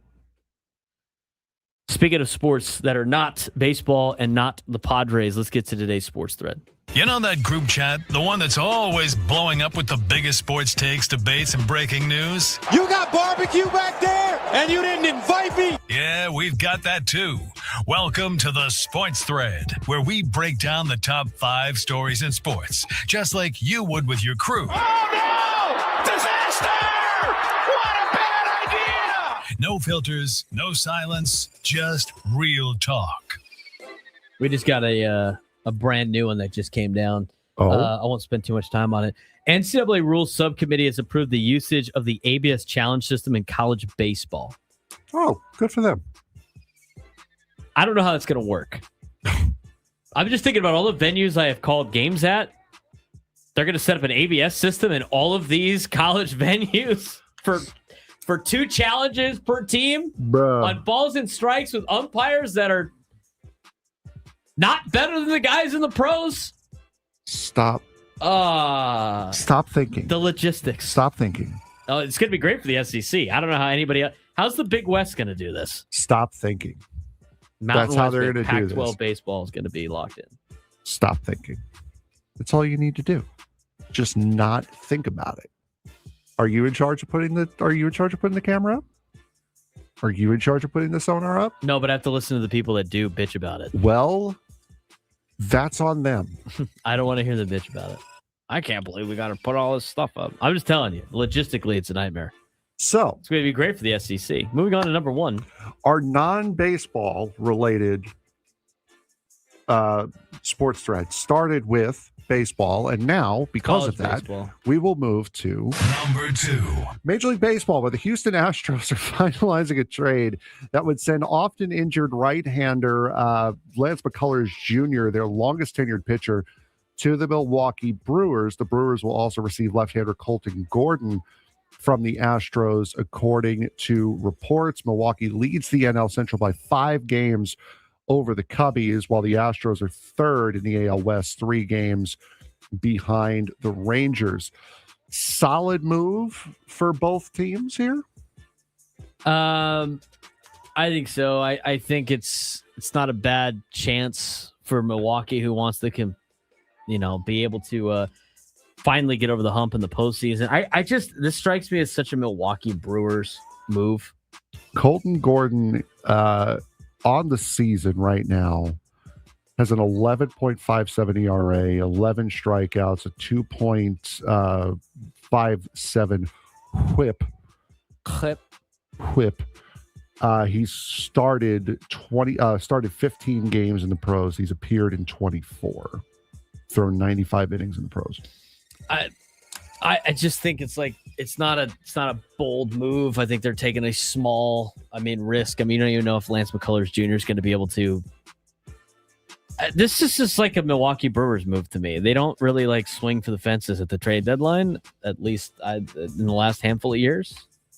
But I also don't really see how the Astros got too much better here, other than you have a lefty pitcher under control now. That's about it. And they're probably done with Lance McCullers Jr. Mm-hmm. I would agree. Number 3. The ACC implements a new tiebreaker policy for its title game. Yeah, we were going to talk about this a little bit later. Number 3. But Dallas Cowboys it's so the opposite direction of where college athletics should be going. Do you see how many rules they have in the tiebreaker? They have 2. Head to head, and then they get into resume. What are we doing? Enough committees, enough dumb people trying to determine what's good and what's not good. Enough of this nonsense. I don't know why you're going on about the ACC, because number 3 is Dallas Cowboys pass rusher Charles Snowden suspended for 3 games by the NFL. Cowboys outside linebacker Charles Snowden has been suspended for the first 3 games of the season, according to the NFL's transaction wire. He is eligible to take part in all of Cowboys preseason activities, including games. The suspension will take effect after the NFL's roster reduction to 53. Snowden's suspension, the reason for his suspension was not stated, but he reached a plea agreement in January to resolve a DUI arrest in 2024 when he played for the Raiders. Okay, after now that all of this is done, you implement the penalty now after the legal system has done its thing. Is that what they suspended him for, or is it they still don't know? They're like, well, this happened. They said it was the reason Snowden was suspended was not stated, but he had reached a plea agreement in January to resolve that DUI case. We don't even know if it. That's kind of weird. That's just kind of assuming that that's what it was. Yeah. I don't. More or less. Well, he doesn't get to play the first 3 games of a 17-game schedule. He still gets to do all the other stuff to get ready for camp. Unless the NFL says why he's suspended, I can't really comment on it. Now you're just kind of speculating. So I guess that happens. Let the legal process play out first before you hand out any situation. I think that's a good rule of thumb for a lot of organizations, but we don't necessarily know. And also, 2024 is a long time ago to suspend a guy in 2026. And not only that, it's July. The case was settled in January. Right. You had 7 months. It's got to be something else. You had 7 months to suspend him for that. Number 4. The NBA Commissioner Adam Silver said yesterday that he remained hopeful that the investigation into Kawhi Leonard and the LA Clippers for alleged salary cap circumvention would conclude this summer, and the league was not responsible for holding up a reported trade that would have sent the 7-time All-Star back to the Toronto Raptors. Silver said, quote, "This investigation needs to be wrapped up before the beginning of next season," Silver said while addressing reporters at the NBA Board of Governors meeting. "It's going on longer than I would have hoped. There is no question about that." How long can you realistically hold up this conversation? Because now you have the Toronto Raptors thinking that they traded for a player. You have you have the Clippers going off of the fact that he's not going to be here. How close to the season can you get for it to be fair for these two teams? They're waiting on the NBA on this? They're going to wait for the NBA said they're waiting on the investigation. The NBA said it had nothing to do with the holding up of the trade. I feel like they should veto this almost immediately and then you can trade him after the fact. I don't know how you could trade for a player if you don't even know if he's going to be eligible or not. which I guess would be kind of dumb on Toronto's part. I mean, to me, I feel like Toronto is trying to like cover their ass when they know this thing doesn't work out in their favor on this ruling with Kawhi Leonard. You play stupid games, you win stupid prizes. I mean, you can't keep this thing going for a long time. No, you really can't. It drastically changes how you prepare for the season. Yep. Anyway, new Let's Say Hour, we come back, World Cup date as well.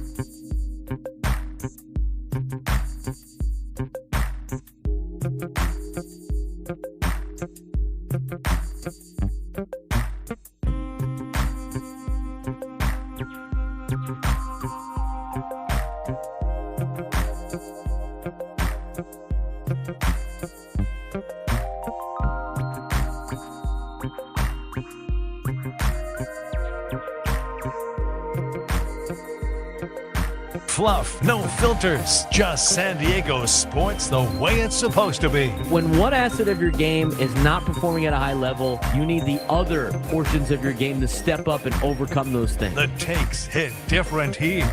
You know, everybody's all worried about the Padres not hitting home runs. The Padres don't need to hit home runs to win games. The home runs are going to come. It's finding different ways to win. This is the Braden Surprenant Show.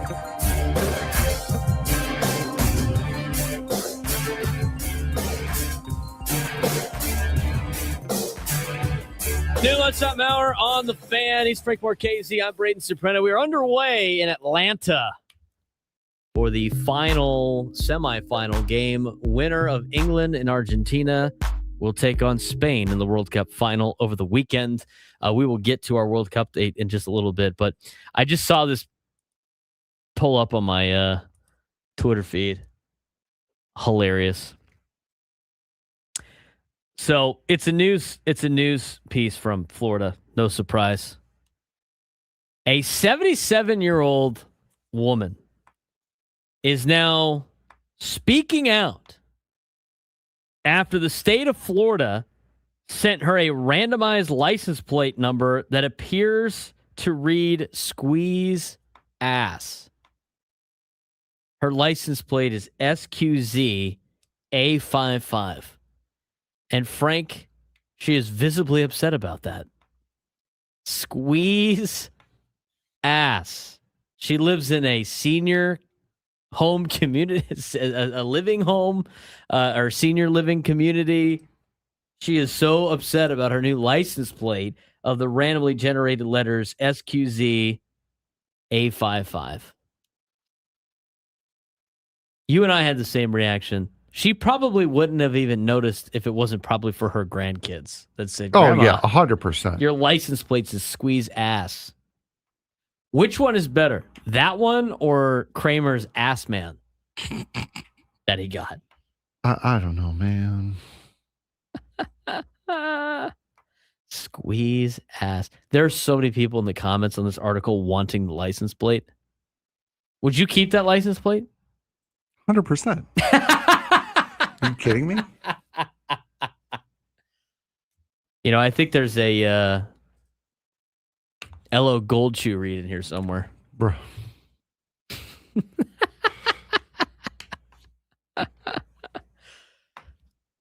The bedroom's becoming an Olympic sport is one of the lines in his liner. You were here when he was explaining that, right? He was just pretending not to pay attention to the words, just kind of reading it Ron Burgundy style.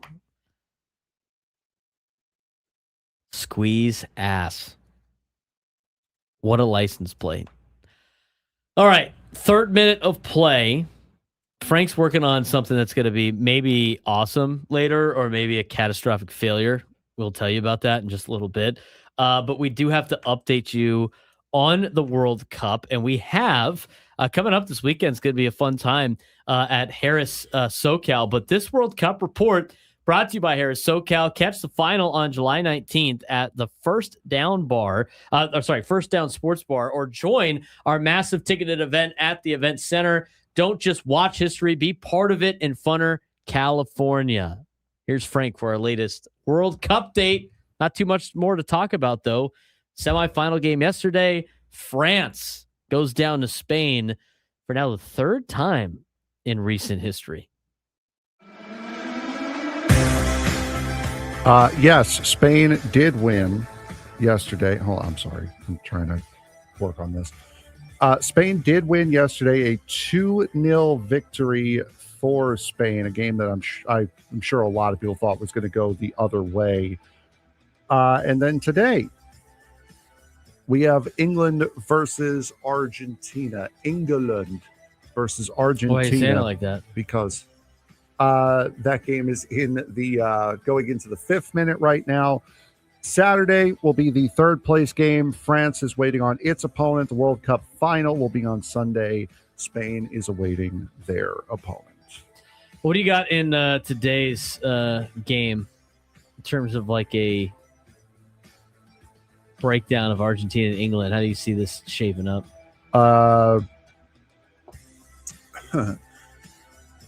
England always seems to choke at the worst possible time, especially if the game goes to penalty kicks. Argentina, though, has not been the dominant Argentina. This is a game that really can go either way, depending upon who wants to become the bigger meme. But Frank, I thought FIFA was rigging this for Argentina. Isn't that what everybody was saying? Aren't they rigging this for Argentina? And they're just showing right now they had a scare against Cape Verde. They had a scare against Egypt. They had a scare against Switzerland. Switzerland, they were more or less okay. But other than that, I think Argentina is the better team. I really do. I think Argentina is a little bit better off than England is. England's really got Harry Kane and Jude Bellingham, and that's it. If those two don't really kick off the way they're meant to, I don't know what England can really do, because Argentina does have a plethora of goal scorers, both on the pitch and on the bench as well. This isn't like the first time these guys have met in the World Cup. I mean, every World Cup meeting seems like a villain for these guys. The Athletic wrote about that in an article for a preview. Last six World Cup meetings, or the 6 World Cup meetings between Argentina and England.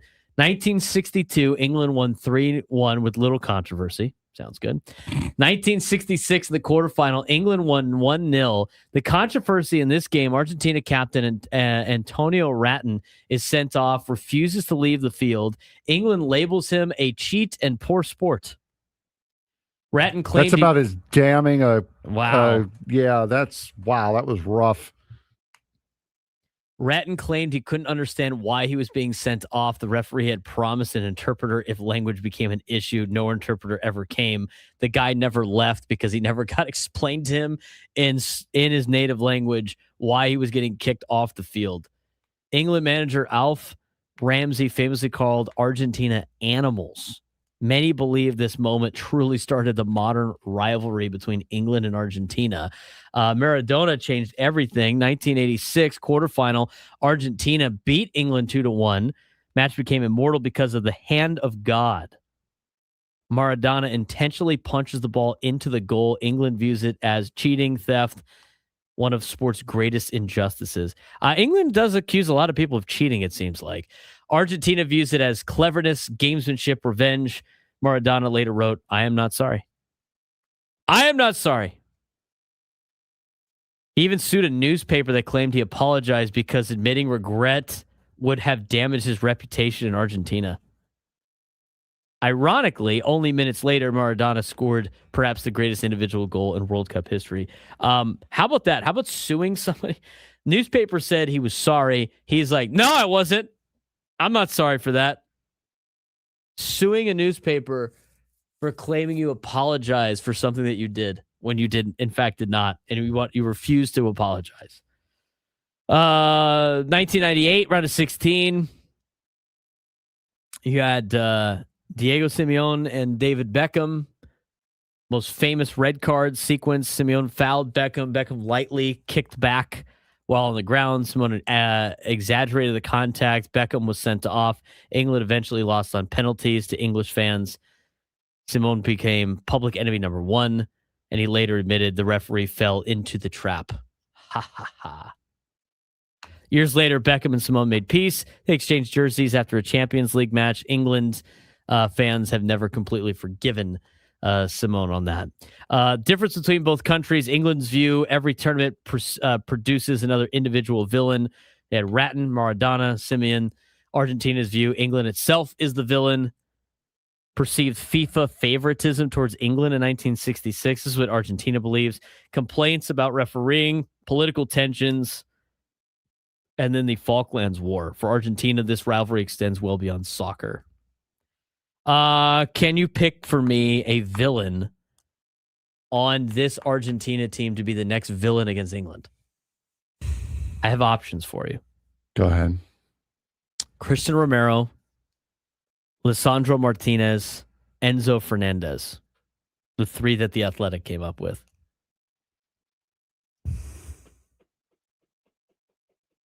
There's Enzo right there. Probably Lisandro. Lisandro Martinez, nicknamed the Butcher, always plays physically. Another easy player for English fans to dislike. Christian Romero is a Tottenham defender. He's known for reckless tackles, physical defending, emotional play, and is described as an agent of chaos. If he injures Jude Bellingham, expect England outrage. I would imagine so. Enzo Fernandez, already unpopular among portions of English fans because of Chelsea struggles, transfer rumors, and plays for Chelsea. You're still taking Martinez? Yeah, I'm still taking Martinez. What about Emiliano Martinez? The Aston Villa goalkeeper. He exists. He's a psychological troll, they say. Okay. Tactics include trash talking, delaying penalties, throwing the ball away, insulting shooters, making strange faces, mind games. He is the greatest penalty shootout gamesman in soccer today. Yes or no? He's certainly one of them. England is also historically bad at taking penalties, so there's also that. Would you consider this an international rivalry based on the circumstances of the previous 6 matches? Even though the fact that most of these guys were not really alive when those happened? I mean, it certainly can be. I mean, there's a lot of, already we've already got both sides Here's your first going villain for it. Here's your first villain of the match. Yeah, no, this is going to be a chippy game. You didn't answer my question. In terms of rivalries, would you consider Argentina and England a rivalry? Where's one? There's a lot of geopolitical stuff that would lead to it. Oh, there's Enzo getting right in the middle of it. He's getting tackled. He's trying to get up, and yeah, he keeps getting held back. This will be a fun one. Yeah, this is going to be interesting for sure. Fridge Watcher in the YouTube chat. The English coach looks psychotic. Well, you know what? It's the semifinal of the World Cup. If you're going to look psychotic, this is the time to do it. This is also a very, very interesting because if this game is going to be as chippy as it already looks like it's going to be in the 13th minute, there's already been 8 fouls called. You cannot be stupid and get yourself double yellowed and miss the final for this. There's going to be a lot of stuff. Cost your team a player in this particular match. I good on the officiating for already trying they got to clamp this down early. I mean, the game against the Mexico England game was very chippy. So we'll see how this one plays out. But they're in the 13th minute, scoreless between England and Argentina. But as you mentioned, 8 fouls already in the first 11 minutes of the contest is pretty impressive. 833-288-973, 833-288-973. Let's get out to Kathy in LA. Kathy, what's going on? Hey, guys. I'm kind of looking forward to this weekend. Back to baseball. Looking forward to this weekend's games in Kansas City. Yeah, it's the Kathy series this weekend. Yeah, it's kind of hard to watch because, I kind of root for both teams, even though San Diego is always going to be my team in the end, because growing up in San Diego, that's never going to change. But I think even though Kansas City has better starting pitching, their bullpen is basically why they've lost most of their games, because their bullpen is a complete and utter disaster. So hopefully we can hold on until they get to their bullpen, because their bullpen's just horrible. So, yeah, hopefully, as Adam Klug in the YouTube chat said, bring home Waka. Yeah, leave Kansas City with Waka on your plane ride would be sweet. Speaking of trades, we're going to get to the latest of the trade rumors here in a second. Obviously, a lot of conversation this week about trades, right? Mason Miller, obviously, is a headliner. We appreciate Kathy for the phone call. We're going to get into some Mason Miller conversation, and we're also going to get into the latest trade rumors. Of course, we mentioned that Lance McCullers Jr. has already been traded today. He was traded in Milwaukee. But the Padres need starting pitching, and to me, like, the Royals have some that they could probably get rid of. But I just don't know how many teams are going to be able to sell. We talked about this 2 days ago, going into the deadline. What did we determine, Frank? There's 7 teams that are out of it now. They can officially just like, we're not going to be able to compete. Yeah, right around there. Probably 7. I mean, the standings haven't changed. We looked at it the other day. I mean, that those are just the teams that are not within, I think I said 4 games of a playoff spot. There are 7 teams that are not at least 4 games out of a playoff spot. And that is Kansas City. And that is Los Clemente, and that is the Angels, and that is Colorado, the New York Jetropolitans, the Giants, and the Reds. Everybody else is within 4 games of a playoff spot, which is going to show that the Padres or that there's going to be teams that are in it. There's going to be teams that are in it, and they might want to make a case to make the playoffs. I mean, the Pirates are a team that might want to make a push because they want to make the playoffs. Seattle has never made a World Series. They might be interested in going after it at the deadline. And Seattle is, one spot. They're in a wild card spot under 500. 1 game under 500. When we saw this at the beginning of the year, Frank, the standings and like all these American League teams that were below 500, I thought it was going to balance itself out, but did you think that at this point, at the All-Star break, a wild card team would still have a sub 500 record in the American League? I know it's 1 game, but did you think it was going to last this long? I didn't. Seattle is, I mean, it's one thing to have like a team lead a division close to 500. That happens all the time. But to have the final wild card spot right now in the American League be a team that's 1 game under 500 is remarkable to me. That means everybody else is below 500. The American League only has 5 teams above 500.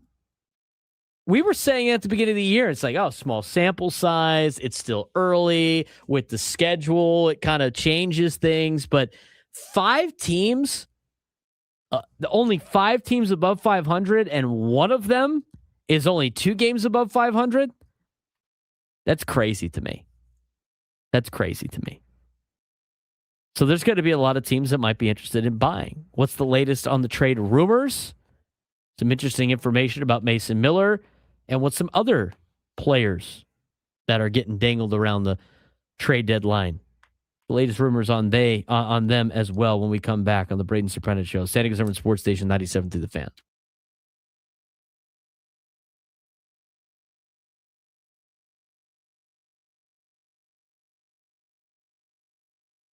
Welcome to the MLB All-Star break. I don't know if you've noticed that during our live shows, as we are in a commercial break if you're watching this on YouTube. But it means there's, it's not too much going on in the Major League Baseball world. And we're getting closer to trade deadline talks, obviously. But it's also time to hand out some midseason awards. In the American League, Yordan Alvarez has been unstoppable. He's carrying the Astros offense and putting together an MVP caliber season. In the NL, it's impossible to ignore Shohei Ohtani, even though we want to here in San Diego. Even when his hitting alone isn't enough, he adds elite pitching on top of it, and that's why he remains the favorite for the MVP. The biggest disappointment, Vlad Guerrero Jr. struggling after signing a massive contract. Where have we heard that before? And the Mets offseason additions failing to produce. Why do you put that in there, Frank? I don't know. Why do you torture yourself? The biggest surprise have been the breakout stars. Jacob Mizorowski dominating hitters with his historic fastball. Kevin McGonigal looking like a future superstar. Padres closer Mason Miller becoming one of baseball's most unhittable pitchers. Second half is coming. Will the superstars continue to rule baseball, or are we watching the new generation take over? MLB reaches the All-Star break. Time to hand out some hardware of some first half awards, Frank. Yeah, we'll start off with the American League MVP. Yordan Alvarez has been so good. He has been carrying the Houston Astros lineup and putting together one of the most dominant offensive seasons in baseball, threatening to finish among the league leaders in every major offensive category: runs, hits, homers, RBIs, on base, slugging, OPS. What makes this season even more impressive is the context. The Astros are not the same offensive machine that we saw in previous years. They have so many holes in that lineup, but Alvarez has been the one consistent potential Triple Crown watch for a guy like Yordan Alvarez at this point. In the National League, can you give it to anybody besides Ohtani again? I mean, you could. At some Are we point, gonna? No. I mean, he's been better than everybody else. I mean, he could do things pitching and hitting at an elite level that nobody else can do. At some point, baseball may need to create a separate award just for him, because the MVP almost feels impossible when you start factoring everything he does. I mean, obviously, the argument against Ohtani is that he's hitting alone may not be enough this season compared to other candidates. But then again, he's also pitching. And that's what separates him from everybody else, which coincides with why I dislike awards to begin with, because we get to a point where he's just going to win every single year. Pete Crow Armstrong, Kyle Schwarber, they're having tremendous seasons, but they're also not pitching at an elite level. They're just doing one thing. This guy's continued to do two. And if he does one of those things elite, it's usually enough for an MVP award, because you could do two things. You count for two players, and a lot of the rules are set in favor for you, which is kind of why it's a little weird that he's not playing in the All-Star game. I mean, for everything Major League Baseball has done for this guy, separate rule, allowing him to defer money, putting in another rule where he is allowed to pitch and hit. I mean, yeah, you would think he'd show up and take a hack at least at the All-Star game, right? Yeah, one would definitely think. One guy who is not taking a hack at the All-Star game because he declined it, Vladimir Guerrero Jr. He has been probably the LVP, least valuable player. Right now for Toronto. This might be the most shocking selection of the group. A player who just signed a massive contract, was expected to be the face of the Blue Jays offense, has been struggling badly. His power, much the same way as we saw with another junior this season, his power is gone. His power has completely disappeared. He's not been able to drive the ball consistently in the air. And for a team with postseason expectations, his struggles have been really, really devastating for Toronto, as we just saw here last weekend. Yeah, the Blue Jays obviously need the superstar of Vlad Guerrero Jr. in the second half if they want to compete, as they're 2.5 games out of a wild card spot as of Monday. The Mets, NL-LVP, least valuable player, is the entire team. This season has not gone according to plan in New York. The Mets have had several major additions in which they expected to build a championship contender, but injuries and underperformance have created a nightmare scenario. Marcus Semien has struggled. Luis Robert Jr. has dealt with injuries. Jorge Polanco has barely been available. Even Freddie Peralta, who is expected to anchor the rotation, has not lived up to expectations. The Mets have entered a year with big expectations, but the first half has been defined by disappointment. But you look at the list of cast of characters. I mean, Marcus Semien is old. Trading for him to try to help your middle infield was always a head-scratching move, considering the amount of money that he was owed. Luis Robert Jr. has not been anything close to what he was at the beginning part of his White Sox career, and has always dealt with injuries. Jorge Polanco has barely been available in the last couple of years of playing baseball, and there's always a reason why the Brewers trade away high valuable players or big name guys. Freddie Peralta joins another list of Brewers that they didn't mind parting ways with. What is the current status of the New York Mets, Frank, and your fandom of the New York Mets? To the American League Cy Young, first half Cy Young. Let's go with let's try to cheer me up a little bit here. All right, American. And our baseball coverage on 97 through the Fan is presented by Xfinity. Score the most reliable Wi-Fi. One price, 5 years guaranteed. Xfinity, imagine that. We need a contestant for a midday sports standoff. 833-288-0973. 833-288-0973. We'll be doing that in the next segment. Haven't done it too many times this week. If you take me down in sports trivia, you'd be entered for a chance to win a grand prize of a trip to Vegas. We'll talk more about that in the next segment. Let's get to, though, the latest on the MLB trade rumors. And what's interesting to me on this is there's a couple of things that have popped up at the deadline, at the All-Star break that's leading the conversation. But Frank, right now, nothing's leading the conversation more than teams trying to poach a guy like Mason Miller, which I think leads to an even bigger conversation that we could get to later on in the show. But as of right now, the latest update from the All-Star game is AJ Preller not committing to buying or selling as the Padres sit at 48-48. Yeah, I mean, it's kind of, it really is that situation. It's that odd purgatory. They haven't really done too much to show that, hey, we can go on this big run. And they've also shown that they're not out of it. So you're stuck in that purgatory, which is why these next 16 games are going to be the most crucial 16 games of the season, because it lays out how your next 2 months are going to go. Padres are 48-48. They're 3.5 games out of the final National League wildcard spot. 4 teams sit ahead of them. One of the biggest bubble teams in baseball, obviously. And it's a very important 16 games leading into the trade deadline that starts on Friday. What AJ Preller said is he made it very clear that every option is being considered. His key message this week was the Padres are going into the deadline open-minded. They'll evaluate buying, they'll evaluate selling, and they'll evaluate whatever makes the organization better, which is notable because Preller is typically one of those, one of baseball's most aggressive buyers. And the other thing that was in this article was the fact that Mason Miller isn't going anywhere.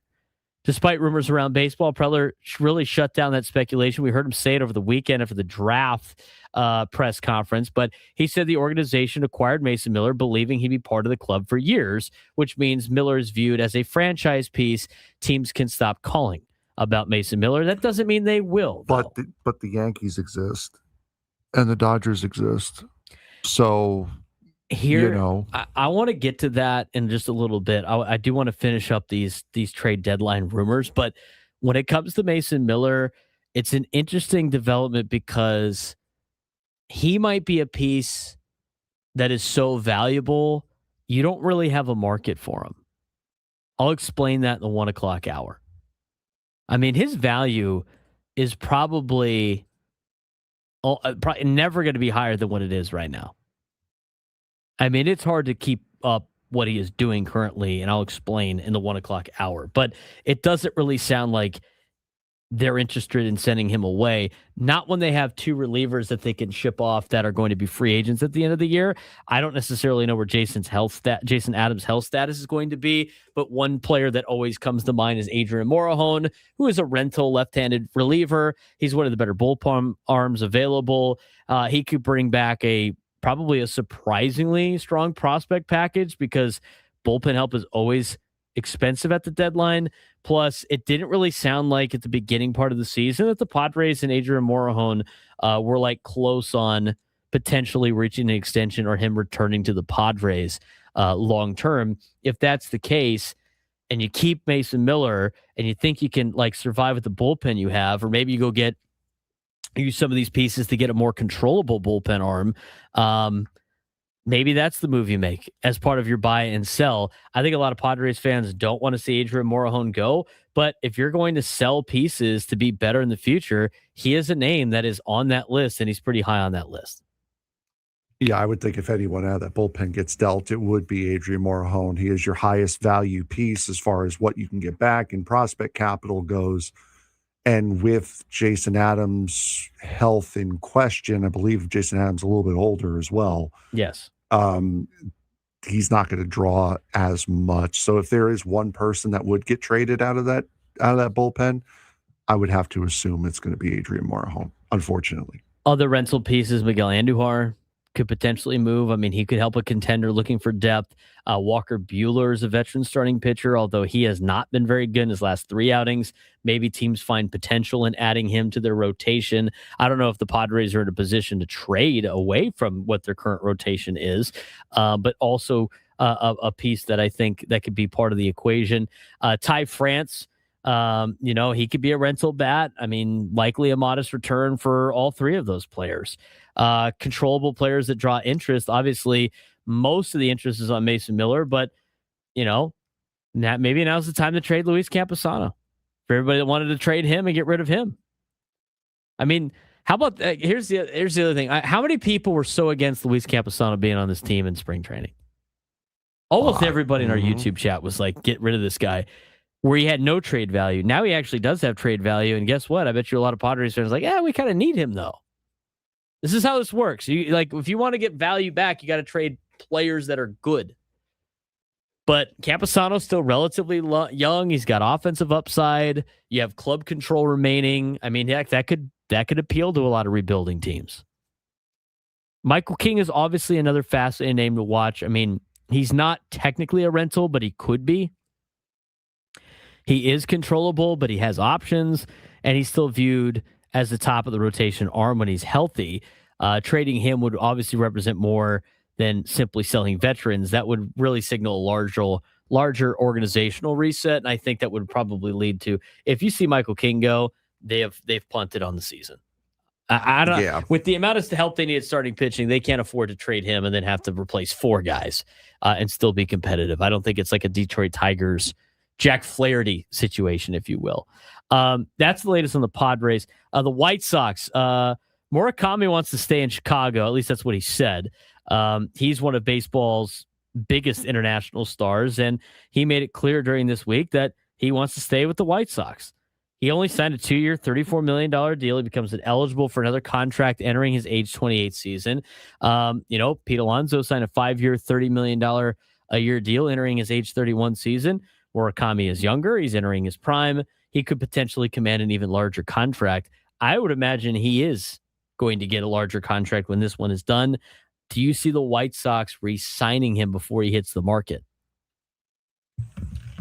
He says he wants to stay. I think that's the easy thing to say at the All-Star game when you're getting interviewed and you're representing the White Sox. I mean, times are good right now for Chicago. They're in first place. I think a lot of it's tongue in cheek on the whole, I want to stay. I mean, doesn't every player theoretically want to stay if the team is decent and not have to move your family and not have to change? I mean, I could see where he's coming from. They're tied with Cleveland for first place right now. I don't.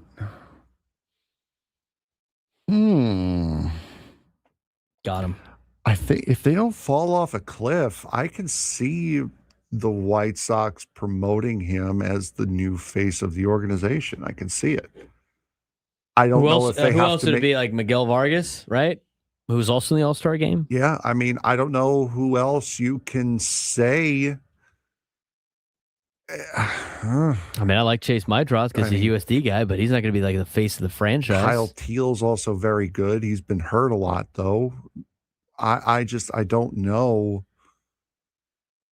That's a really tough one because the White Sox, we know what the White Sox have been, and this brand of White Sox is a little bit different. So if they had drafted Murakami and he came up and he's now eligible and they're the way they are a couple of years ago, there's no shot he's staying with the White Sox. Absolutely no chance. But if the White Sox stay good like they are right now, I could see it happening. There's no reason to believe that they're going to fall. I mean, maybe they do fall off a cliff. Maybe this is just a young team, but every one of their good players is under contract until 2030. And it's even more. I mean, Murakami is the only player that signed a short-term deal. He's going to be a free agent in 2028. Vargas is under control until 2030. And then they have all of these young players that are under contract and arbitration eligible through 2031. Davis Martin, Brian Hudson, Sean Burke, Drew Thorpe, Prelander Baroa.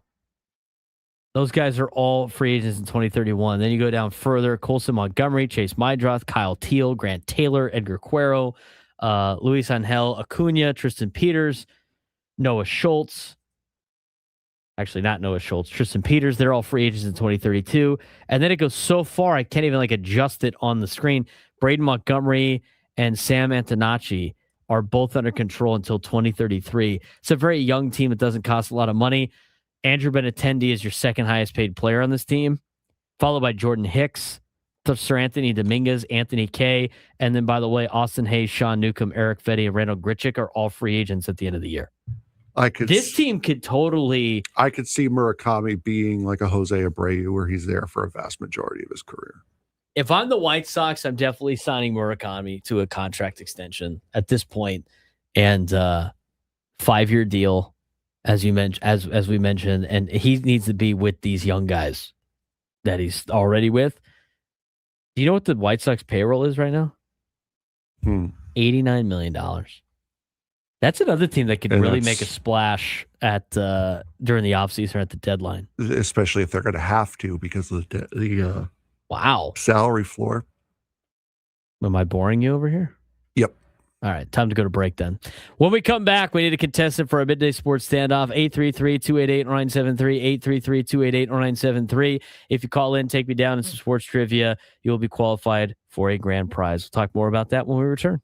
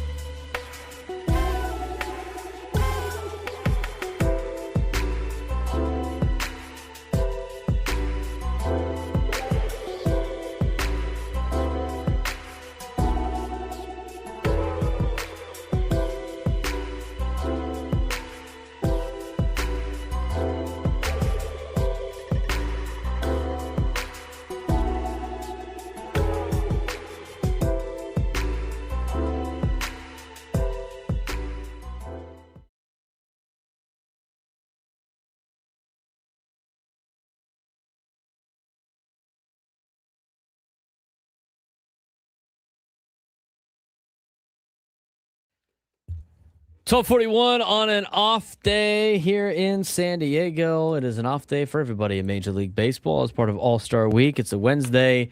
Show time is 12:41. He's Frank Marchese. I'm Braden Surprenant. It's the Braden Surprenant Show. San Diego's Urban Sports Station 97.3 The Fan. We got Project Crucible after this.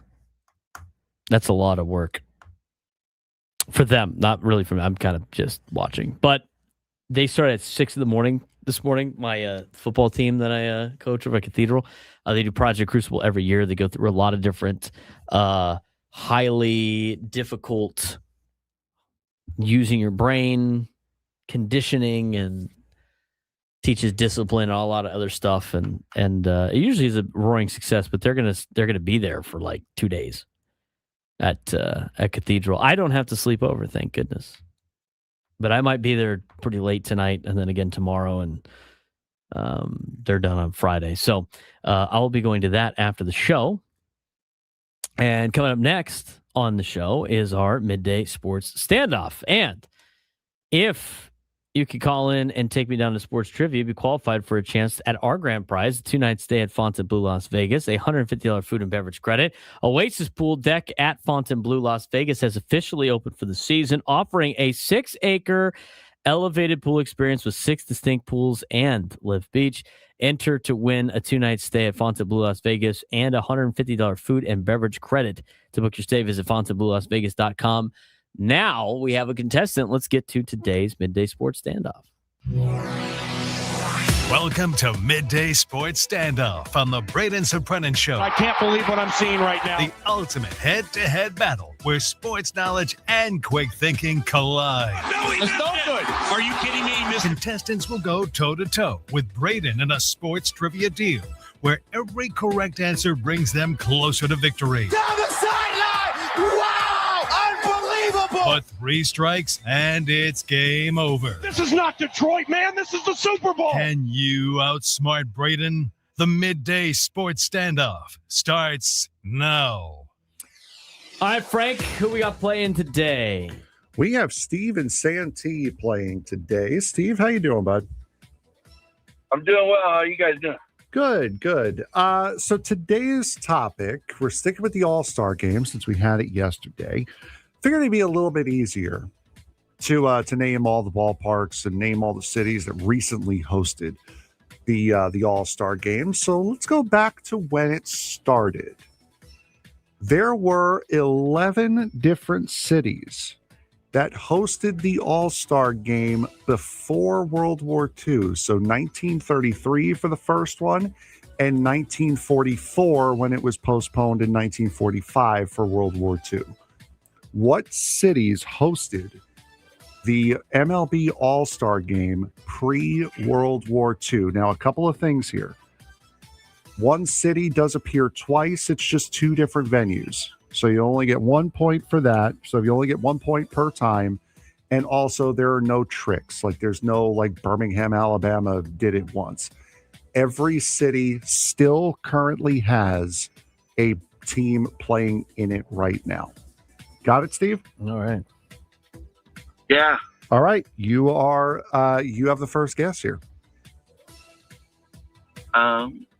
Wrigley Field or Chicago?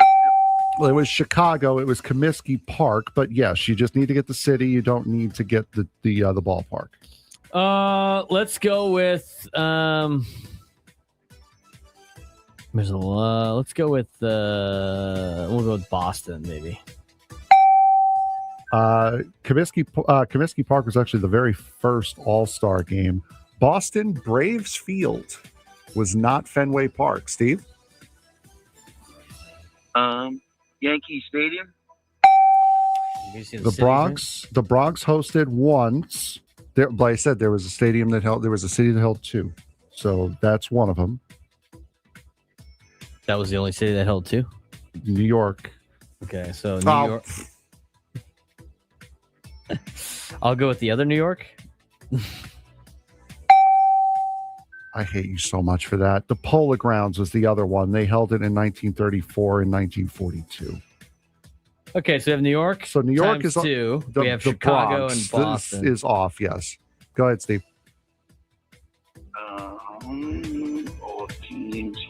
There's 11. Detroit. Detroit Briggs Stadium did hold one. I believe that was 1941, I believe.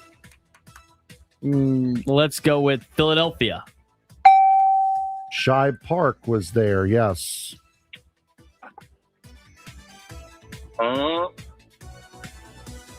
St. Louis.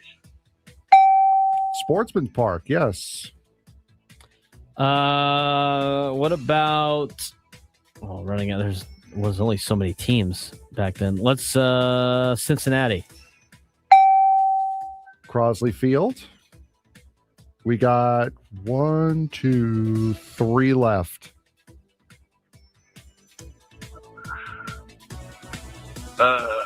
Atlanta. No, Atlanta did not have a team just yet, so they would not have hosted the All-Star game. What about Pittsburgh? Pittsburgh would have been the most recent on this list. That would have been 1944 at Forbes Field. 1, 2, 3, 4, 5, 6, 7. You have 2 left. 9 on the list. Okay. Steve? Cleveland. Cleveland Stadium held the 3rd All-Star game. So now it's winner take all. Whoever gets the next one wins. What about Washington? Unfortunately, Steve, Braden does take it. It was Griffith Stadium in Washington, D.C. that was the winner. That was the host there. So the All-Star Game hosts pre-World War II. Comiskey Park in Chicago, the Polo Grounds in New York City held it in 1934 and 1942. Cleveland Stadium in Cleveland, Braves Field in Boston, Griffith Stadium in Washington, D.C., Crosley Field in Cincinnati, Yankee Stadium in the Bronx, Sportsman's Park in St. Louis, Briggs Stadium in Detroit, Shibe Park in Philadelphia, and Forbes Field in Pittsburgh. How many? What was it, like 16 teams back then? I believe so. Something like that. I think the only other teams that didn't host, their cities hosted. Because you had 2 Boston teams, you had 2 Chicago teams, you had 2 Philadelphia teams, and you had 2 St. Louis teams. That's like half the league. Right? I believe something like that. 2 New York, right? New York. So 2 New York. 3 New York, I think. 3 New York teams. Yeah, you include Brooklyn. So you had, I mean, that should be the trivia question. Name like the different cities that actually had teams. Oh, it's still fun though. I'll ask you that question. Even though we had all the answers. There's only, I mean, most of these have double. All right. Name me the cities of the teams back in the 1930s that had doubles. Well, you just said New York had 3. New York has 3. Philadelphia. Philly. Boston. St. Louis. Chicago. I think that's it. DC didn't have 2. Cincinnati wouldn't have had 2. 1, 2, 3, 4, 5. 1, 2, 3, 4, 5, 6, 7, 8, 9, 10, 11. 11 of the 16 teams were in a city that had another team in it. Very regional sport, this. You can probably put it on a map. St. Louis is out there on their own. The cities that did not have multiple teams: Cleveland, Detroit, Washington, Cincinnati, Pittsburgh. You see on the try to picture on a map which team is furthest west, Detroit or St. Louis? St. Louis. St. Louis is the furthest west? Oh, yeah, for sure. Detroit is close to like Toronto and Buffalo. No, I know that. Yeah, St. Louis is definitely the furthest west out of the group. That's why there's so many Cardinals fans all over the place. Because they were like, for the longest time, KMOX was like the only signal out there, and that was the only team that people could root for. Yeah, it's definitely way the furthest west. Yep. Yeah, it's way out there. That was like there was nobody close. Map of the 1930s baseball teams. Hey. Oh, they do have a map. They have the on their Wikipedia page. Mm. Oh man, it's way. It's if you look at the it's just the north, Yeah, basically the Northeast from St. Louis to Boston. That's just like the only area. Midwest, I guess, Northeast. 1930s. They were not the Dodgers yet. They were the Brooklyn Robins. 1930s baseball season. Boston Red Sox, Chicago White Sox, Cleveland Indians, Detroit Tigers, New York Yankees, Philadelphia Athletics, St. Louis Browns, Washington Senators were your American League. Your National League was the Boston Braves, the Brooklyn Robins, the Chicago Cubs, Cincinnati Reds, New York Giants, Philadelphia Phillies, Pittsburgh Pirates, and the St. Louis Cardinals. Do you want to take a guess who won the National and American League in 1930? 1930? The World Series that year was? Yankees. No. No. Oh, wow.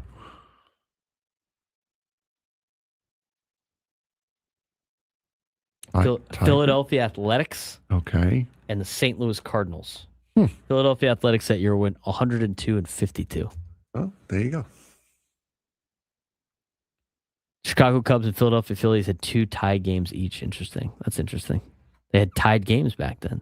They had multiple managerial changes that year. Your league leaders, American League, or your hitting leader in the American League was Al Simmons. He hit 381. Babe Ruth was your OPS leader, 1225. Babe Ruth hit 49 home runs that year. Lou Gehrig led in RBIs with 173. Al Simmons had 152 runs scored. Johnny Hodap from Cleveland had 225 hits. Marty McManus, 23 stolen bases, led the league for the American League. In the National League, how many innings did the top pitcher have thrown? Ted Lyons in the American League for the Chicago White Sox, they're 297 and 2/3 innings. Ray Kramer, the Pirates, led in innings pitched that year with 276 innings. And that 200 some odd innings thing, I mean, we see that now. It's like 200 innings is a lot.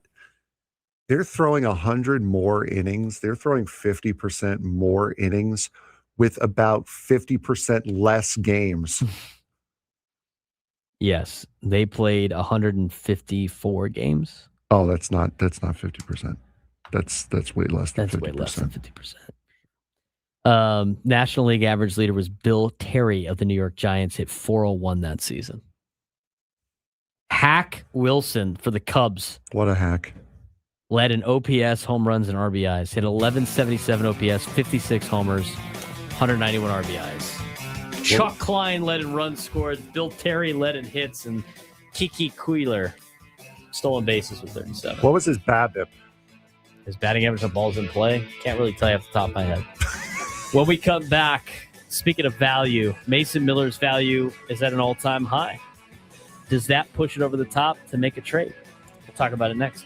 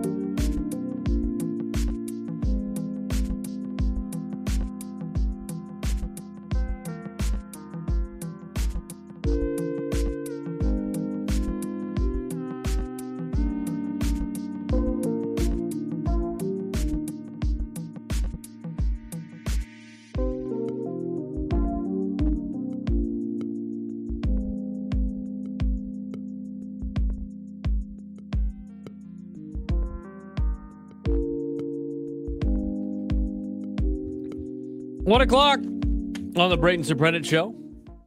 Setting us over in Sports Station 97.3. The Fan. Another show flying by today.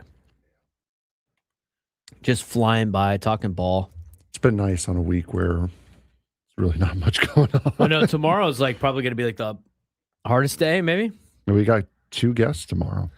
2 guests, got the round table. We can start really diving into second half of the season conversations, ceremonial second half of the season conversations. Obviously, if you think about the halfway point, the Padres have already passed that. 48-48. It's been nice to have a little bit of a break in terms of like not having to talk about the starting pitching not being very good and the offense being okay. But you know what? I think this is good time for rest and relaxation for all of the Padres players, with the exception of Mason Miller, but at the same time, he threw 4 pitches. It's not crazy. And if you had to pick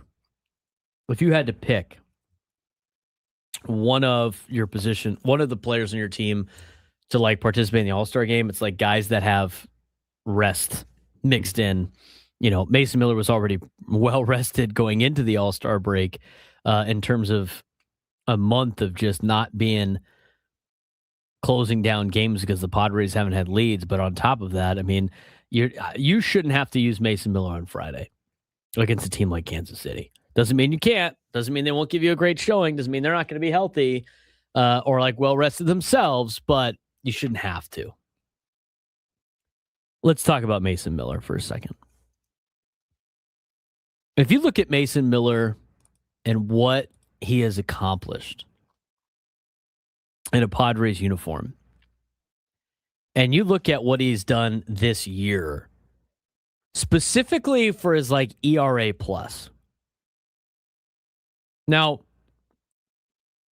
ERA plus is the adjusted earned run average according to Baseball Reference, and it is an advanced baseball stat that standardizes a pitcher's earned run average so they can be accurately compared across different ballparks and ERAs or eras as well.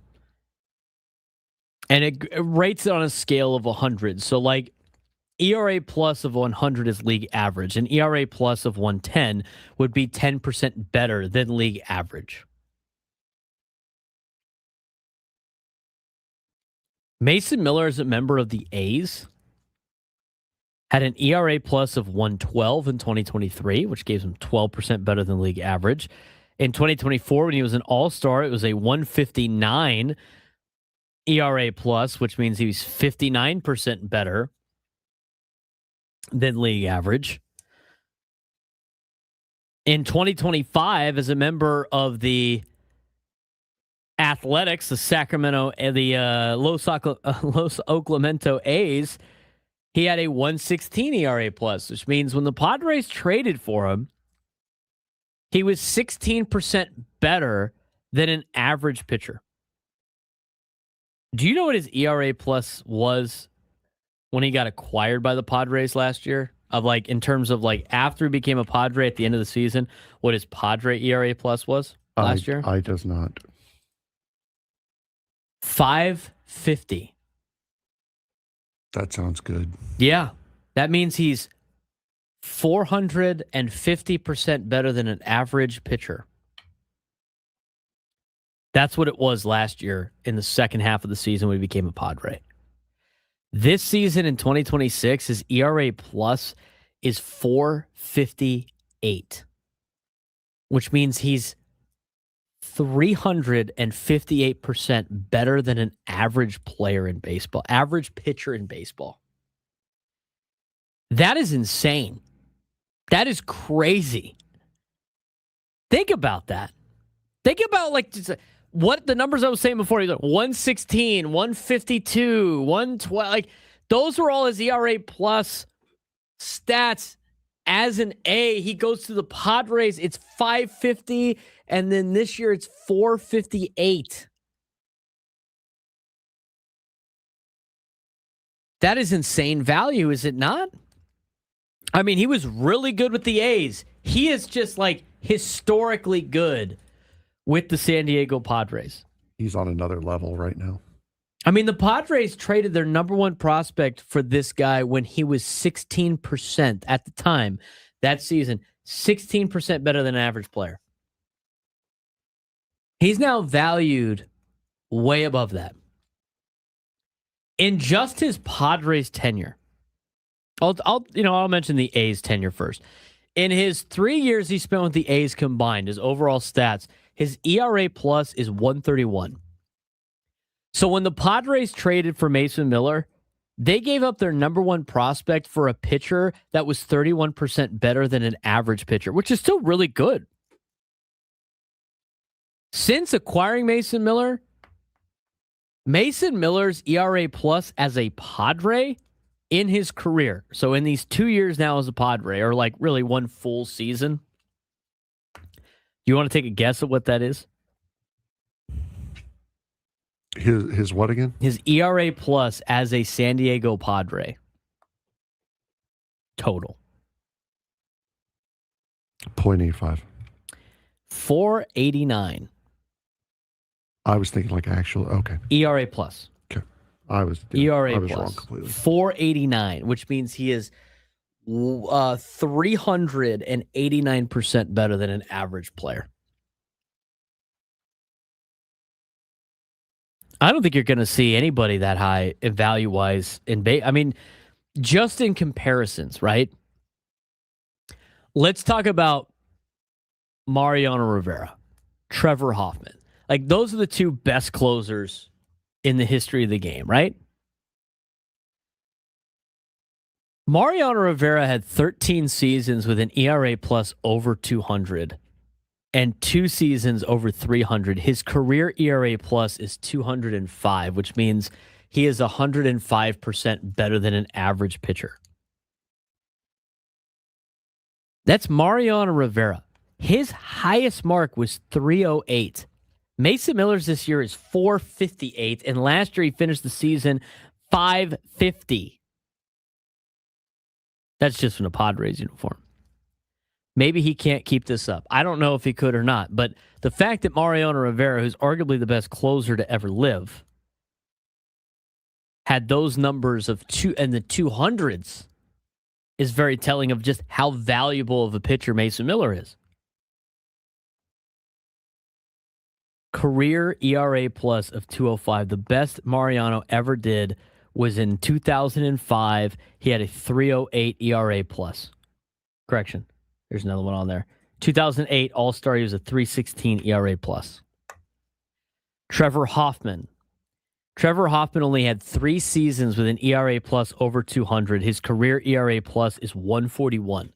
These are two Hall of Fame level closers. Mason Miller's blowing past them in terms of the ERA plus. It's really remarkable. Now, how does this relate to like just value? I mean, they have this for position players too, like Aaron Judge, and it's OPS plus. It's the same kind of thing. 100 is a league average player. Aaron Judge's career OPS plus is 177. His OPS plus has been over 200 just 3 times.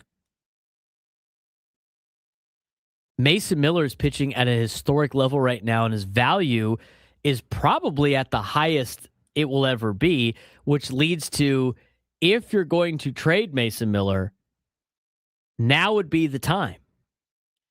But after that's all said and done, Frank, I view Mason Miller as like a $35 million to $40 million beach house mansion in like Del Mar, where the value is so high it's hard to sell because I don't know if you are actually going to fully get what you want because the market doesn't have enough people to pay for that.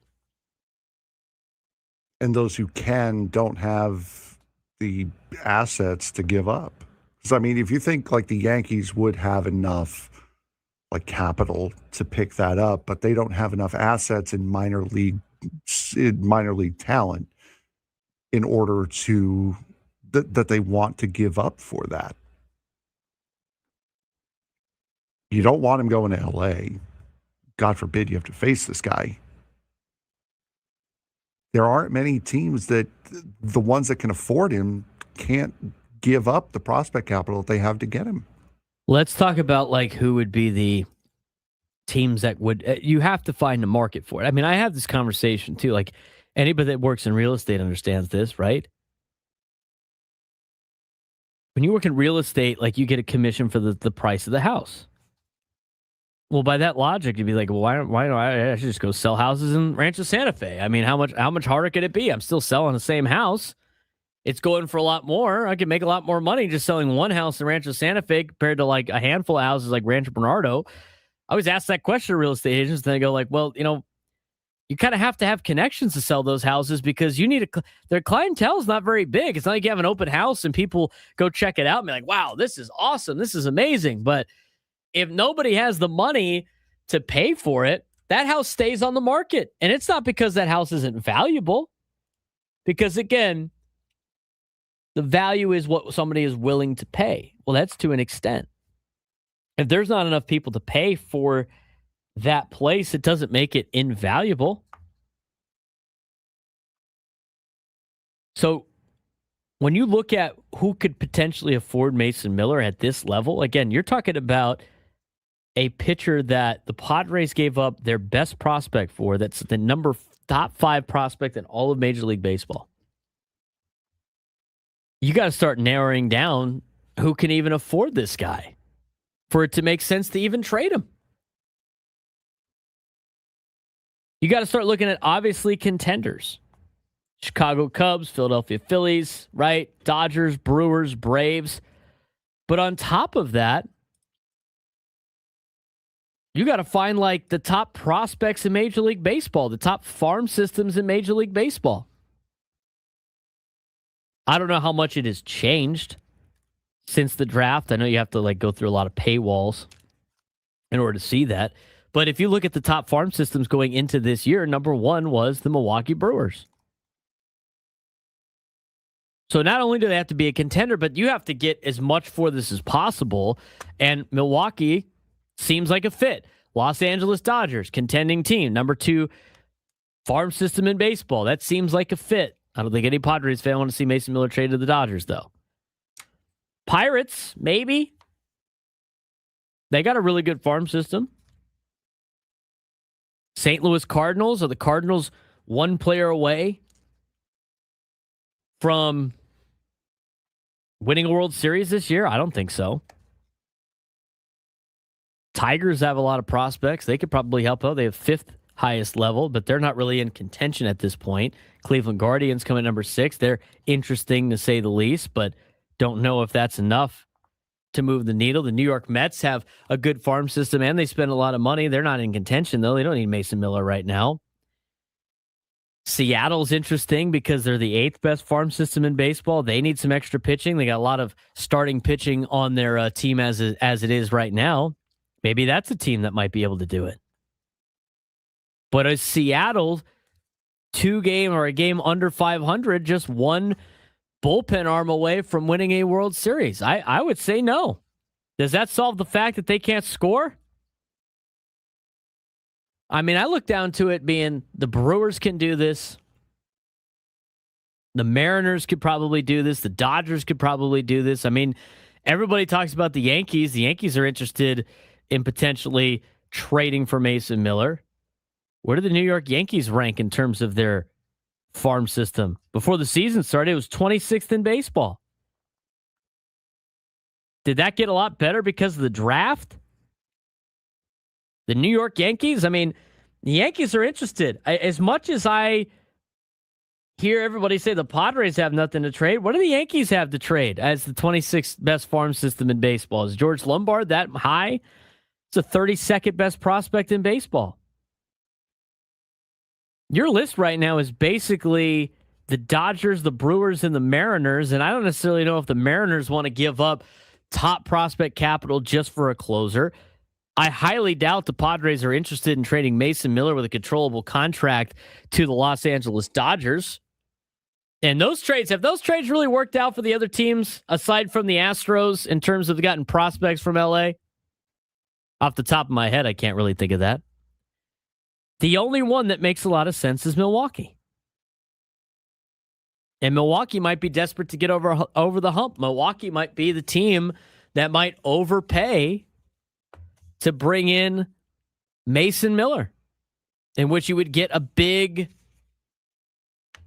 return back. But Frank, I look at this and I look at it as a sense of like, yes, he is a very valuable asset. Yes, this is probably the most value he'll ever have.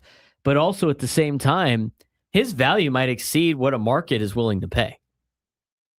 Which, I mean, is more or less kind of a good situation to be in. I mean, knowing that you have that type of value just sitting here laying in wait, but it's also one of those things where it's not really much you can do with it as if you really wanted to trade him and move on. I don't think that's the case. I don't think that's what they should do. But it is a very interesting thing. You don't see players price themselves out of a market too often. So it's quite impressive, even more impressive than what he's been able to do on the field is kind of that status and that value that he's been able to give himself. Unless the Yankees are giving you Cam Schlittler. Yeah, that's going to be about a bunch of prospects, takes, dude. I don't know how you could pull the trigger on this when you gave up one of your best prospects for this guy. It's kind of like it's almost like what the Brooklyn Nets did when they got Garnett, Allen, and Pierce. They mortgaged their entire franchise to Boston and to the surrounding teams in order to get those guys in to try to make the run. You are going to have to fork over one of your best players and your top prospects in order to make it remotely fair. A trade for the value that Mason Miller brings to your ball club. I think so too. It doesn't sound like it would be worth anything to the Padres unless they got their rotation of the future in one trade. It's almost too valuable. And we're talking about an organization that hangs on to valuable players. I mean, AJ Preller doesn't punt on a lot of guys. And you know what he's not going to do? He's not going to trade his best prospect for basically 1 year of Mason Miller and not get something like that and more in return. What you're going to have to do effectively is you're going to have to give up so much. If you're a contending team, let's just say the Pirates are leading the division right now. Why would they be leading the division? Because of their incredible starting rotation. What you're going to have to do in order to get Mason Miller is completely fork over that starting rotation, eliminating your advantage, eliminating your reason for getting Mason Miller in the first place. I just don't see it happening unless he gets something that's like a thievery. To me, he has AJ Preller's got to get something back that makes the Washington Nationals James Wood, CJ Abrams pick up minuscule, exactly. There's some interesting comments from Steve Phillips about this. We're going to get to that when we come back. We got a lot to get to still on the Braden Surprenant show as we continue. San Diego Sports Station 97 through the Fan. 5 years ago, college sports changed forever. On July 1st, 2021, athletes were officially allowed to profit from their name, image, and likeness. At the time, biggest NIL deals were around $20,000. Today, some college quarterbacks are making millions, and NIL has become a multi-billion-dollar industry. But the biggest surprise wasn't athletes getting endorsement deals. It was how quickly NIL became tied to recruiting and building championship teams. The NCAA tried to create rules, but college sports moved faster than anyone expected. 5 years later, the biggest question is this: did NIL create a better future for college athletics, or did it create a system where money determines who wins? Either way, there was no going back now to the old version of college sports, and that is our subject today on the weekly college sports update. This week marks a major milestone that somehow passed without much celebration across college athletics. July 1st, 2026 was a 5-year anniversary of name, image, and likeness.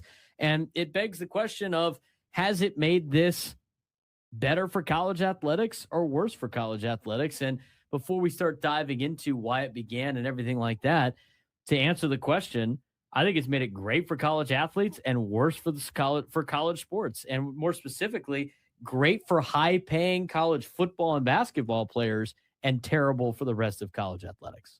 Yes, 100%. And it's, again, I just wanted a video game, man. That's all I wanted. I just wanted NCAA college football back. But other than that, I mean, it is spun wildly out of control. It has been great for the individual. It has not been great for the atmosphere and college athletics as a whole, the way it was anticipated to be. It's very good for the top 1%. The top 1% that was already going to make this kind of money at the next level anyway. I'm sure there's a couple of I wouldn't say feel good stories, but there's been some people that probably have benefited from this being the top in their sport in a non super lucrative professional sport like softball, like some of these other, Olympic sports, if you will, where the top echelon players are making a lot of money compared to what they would be doing previously. But, for football and college basketball, like the guys that are getting all the money were still the guys that were going to get all the money at the next level. Sure, there's some role players that are probably making some money now, but, overall, it's turned, I think, college football for the worse than it is for the better. And the only one that's really benefiting, again, is the top 1% of the earners. So from that perspective, I think this is a something that obviously needs to be fixed, but also not necessarily something to be celebrated in college athletics. No, and going back to when this started, you take a look at Hannah and Haley Cavender. Those were the two first ones. They were social media stars. They also happened to play basketball for Fresno State, and they signed endorsement deals for $20,000. Same thing with Derek King, who was the quarterback for Miami at the time. They signed endorsement deals for $20,000, which was huge. It was a big payday at the time when NIL first started.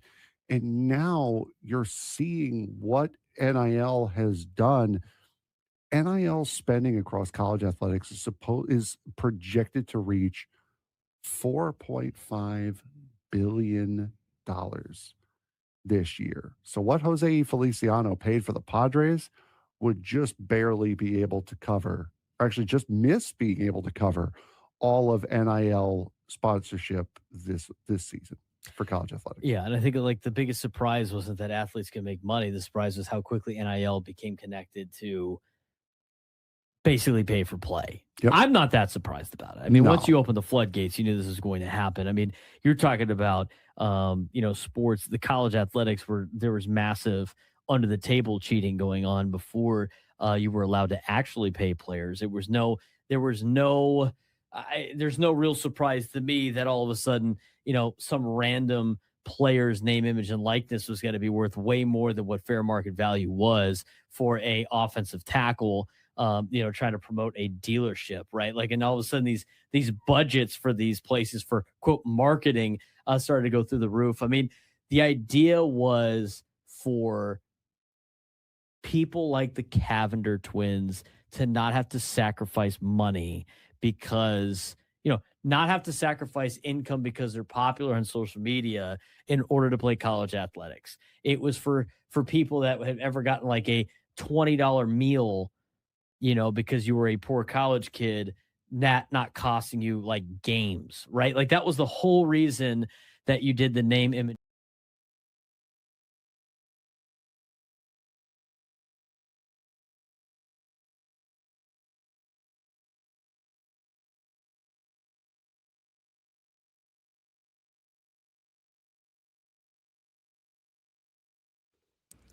Broadcasting live from the Bill House Studios, we know how.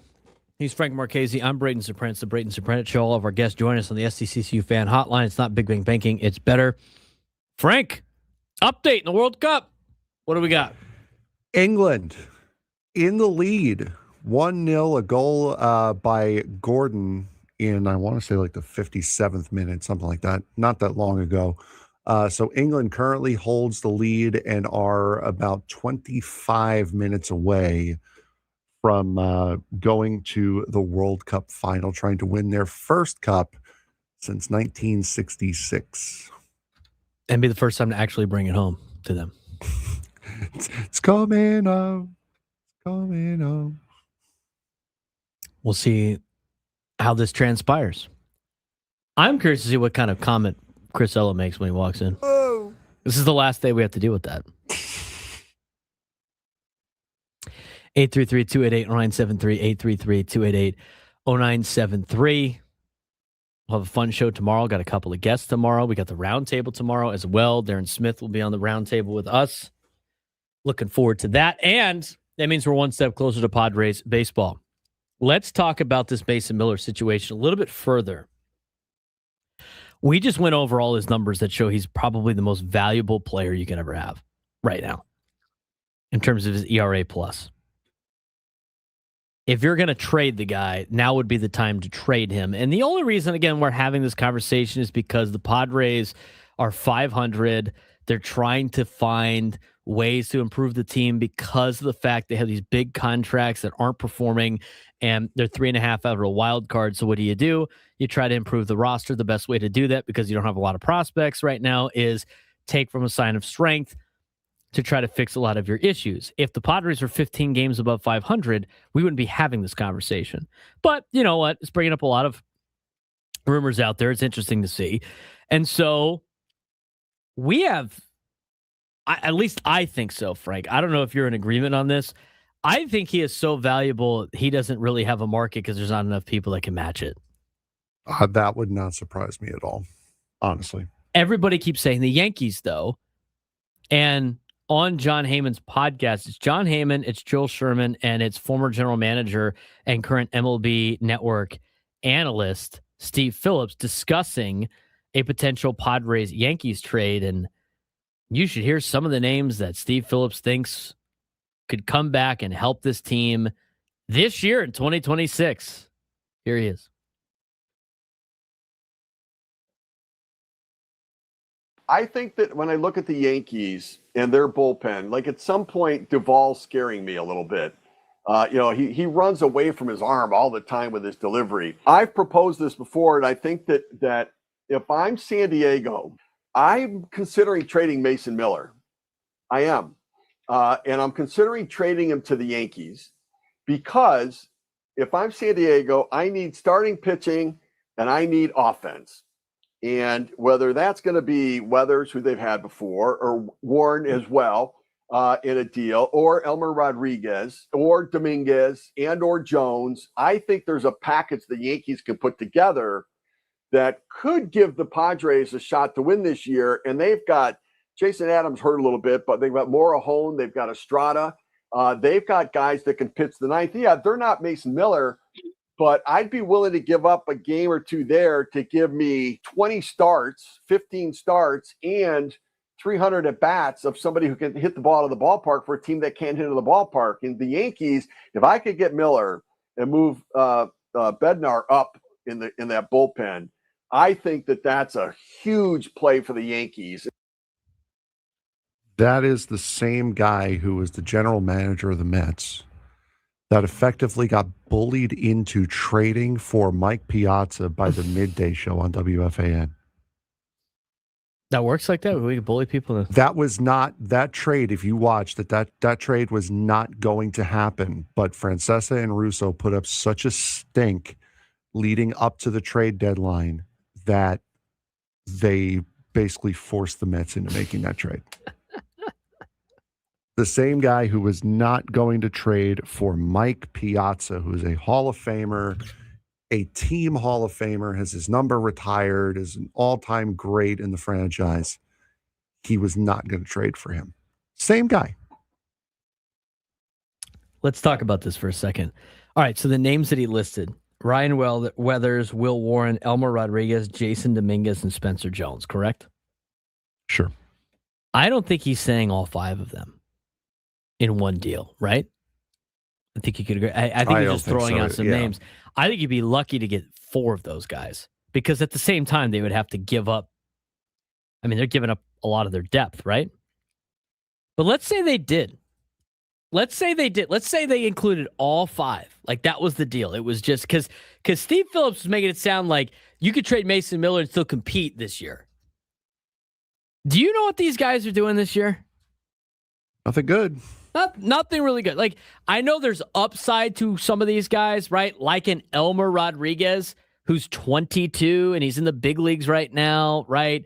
And this season, he's got some upside probably. But Elmer Rodriguez is 0-2 with a 4.76 ERA right now. Do we think it's going to magically improve by the end of the season? Again, he was talking about like being able to compete this year. I don't think so. They had Ryan Weathers on the team. We know what Ryan Weathers is about. You know what Ryan Weathers is doing this year? He's 3-7 with a 4.15 ERA. That is like maybe a slight improvement to what you currently have in the starting rotation. Ryan Weathers, like that's what we're giving Mason Miller up for? Well, it helps the rotation out. It's like, does it really? Ryan Weathers, Elmer Rodriguez. Let's get to Will Warren.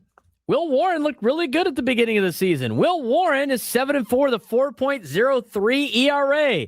Is that really helping the Padres win in 2026? I guess the Padres starting rotation is so bad that maybe a 4 ERA would help them out. I mean, you could get that out of a lot of other guys. That's not going to cost you Mason Miller.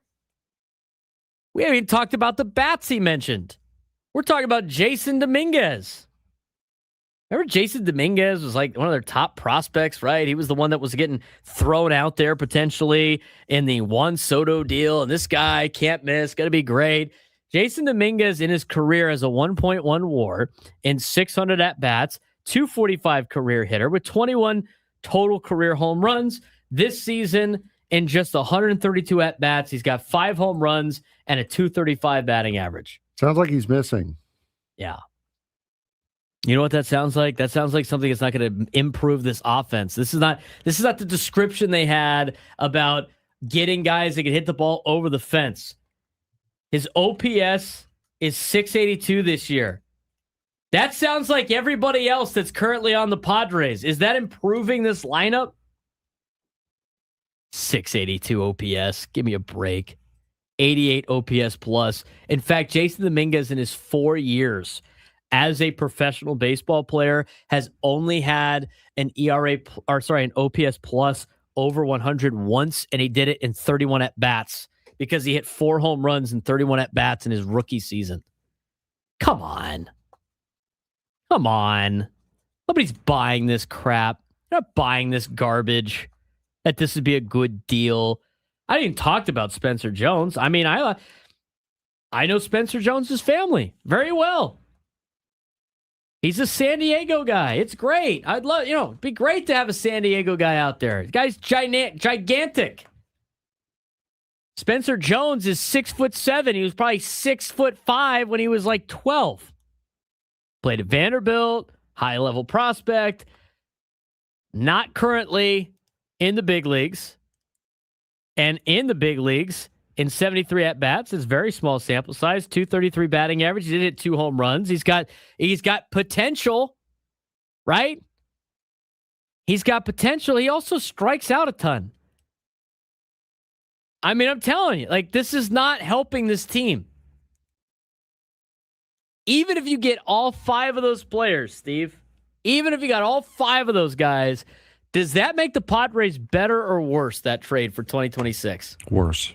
I think it makes them worse.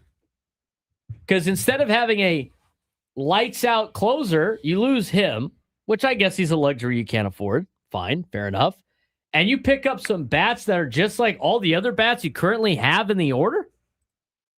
And you pick up starting pitchers that are kind of like, I don't know, right where you're at right now, currently, they're probably slightly better. I mean, I don't want to sell it short.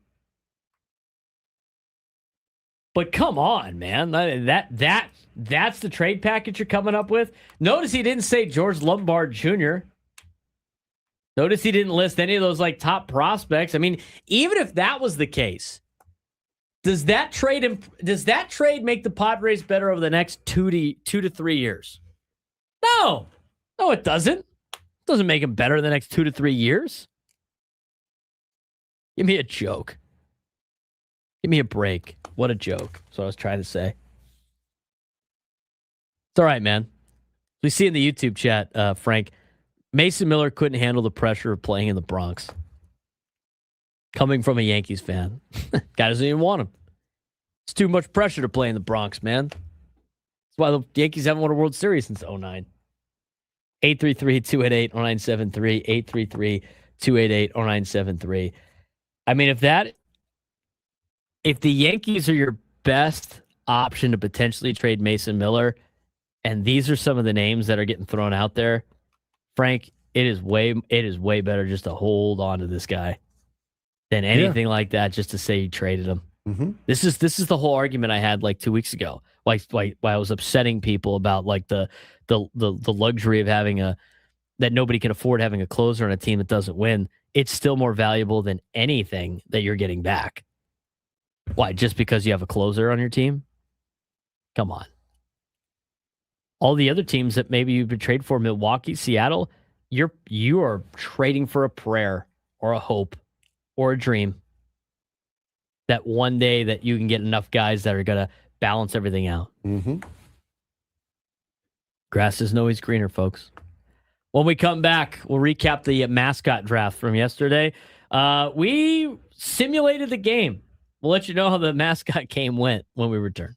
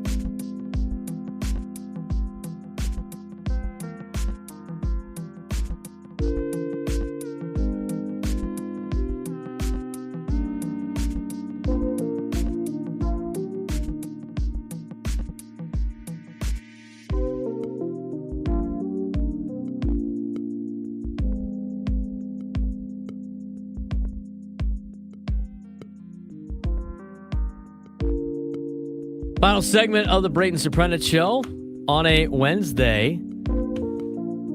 World Cup is going to be over in about, or today's World Cup action is going to be over probably before I get home today. Now that depends. England's got a 1-0 lead. Is there going to be 40 minutes of extra time since this is all rigged for Argentina? Yep, it is. Did you hear the promo for Gwen and Chris? Yes, I did. We'll discuss the cheating that happens in England and Argentina. That's funny. It's good. That's a good one, Chris. It's a good one. With that, we have nothing going on tonight in sports. That was the was the only thing. It was on at noon today. Mm-hmm. This is what makes this week a tough week. Although I think we've handled it well. We even got a couple of topics we didn't even get to today that we can get to tomorrow. Yeah. On top of the fact that we have a couple of guests, we have the Epic Padres Roundtable presented by Epic Wings. Looking forward to that. Looking forward to an afternoon of doing a lot of work at Cathedral today. I'm looking forward to finally getting through to see who won this game. Oh, on the deal. Before we do that, we have to give away tickets, though. If you're the third caller, 833-288-973, 833-288-973. Third caller, you will win a pair of tickets to Alice Cooper at Cal Coast Credit Union Open Air Theater on November 17th. Tickets go on sale. Our tickets are at Ticketmaster.com. Third caller, 833-288-0973, 833-288-0973. Third caller wins tickets to Alice Cooper at the Open Air Theater, or OAT, as we learned. I still haven't figured out how to pronounce that. If it's OAT, we've been calling it that for a long time. Never heard of that. OAT, OAT, OAT, Open Air Theater. Wasn't part of my acronym vocabulary. BTW, LOL, FTW for the win. I mean, there's a lot I could go with. I know a lot of these. I am not, I am, as the kids say, hip. Just kidding. I don't think any of the kids that I coach actually think that to be true. I do think a lot of the things that they say are incredibly stupid. It's just like, I probably sounded like that when I was a high schooler. But OAT was not part of my deal. OAT, Open Air Theater, not in my vocabulary. I think you could determine that I don't go to a lot of concerts. I do have some concerts coming up though that I am attending at a comedy show. So I am getting a little bit more artsy in that kind of aspect and not just sports. But tonight's one of those nights. I mean, you got to find something else to do. Tonight's a great night to convince anybody that you might be dating that's not into sports, that tonight's the night you sacrifice watching sports to go out on a date night. That's the perfect time. But am I going to be doing that tonight? I don't know. I don't know what I'm doing later on tonight. I know I'm going to be at Cathedral for most of the day today, or rest of the day today. But go find yourself a trivia night. Maybe go to trivia night on Wednesday. Go hang out with Ben Higgins at 5:00 in Oceanside. Part of this ABC thing he's doing. ABC in the community or something like that. Argentina has tied it up 1-1. They score in the 85th minute of play to knot this thing up. Here it comes. Here comes the Buffalo Wild Wings cheating scandal. They press the button. We want overtime. Did you see that? You probably missed that goal. You got to look. You got to see this after they do all the sights and sounds. Surprise, surprise. How did they cheat on this play, Frank? Identify the cheating for me. Roll it. Come on. No, they're looking for offside on the near side with Messi. That looks like a pretty good goal. I would say unless there's offside there with Messi on the pass back, that's standing. I think that's a goal. That's a pretty impressive from outside the 18. Remarkable. Incredible. All right. Simply amazing. We got to do this. All right, so we simulated the mascots via AI. Yes, we did. I've had this up on my side screen for 2.5 hours, and I've been desperately trying not to look at this. Why? It doesn't matter who wins or loses because it's all fake. But I want to win though. Yeah, but it's fake, so it doesn't count. So if you win, I'm just going to say it doesn't count. And if I win, I'm also going to say it doesn't count. But let's see how AI thought our mascot teams would play out. All right. So we are at Mascot Field, 75 degrees. Hey, wait a minute. I didn't get to set a lineup. It's already erroneous. I didn't set a lineup either. Well, how do I know that? I don't know that. It's already erroneous. I didn't want Lucille batting leadoff. I copy and pasted. Relax. We are at Mascot Field, 75 degrees, sunny, slight breeze to left. This is why you needed more time. This is going to take way too long if we're going like this. This game comes down to athleticism versus chaos. Braden, your club has a strong defensive backbone with Raymond, Fredbird, Southpaw, and Wally. While my lineup... Who knew that Raymond could play defense?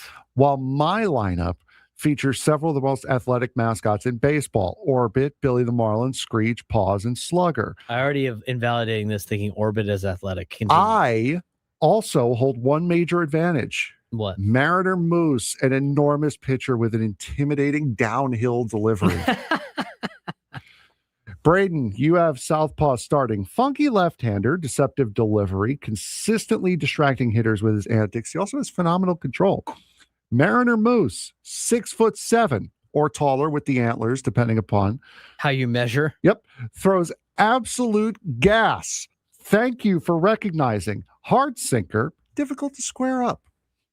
They're making up all of this thing. Yes, they are. Mariner Moose does not throw the ball that hard. First inning, you got me into a little bit of trouble. Pirate Parrot worked a walk. Nice Pirate. Fredbird with a perfect bunt.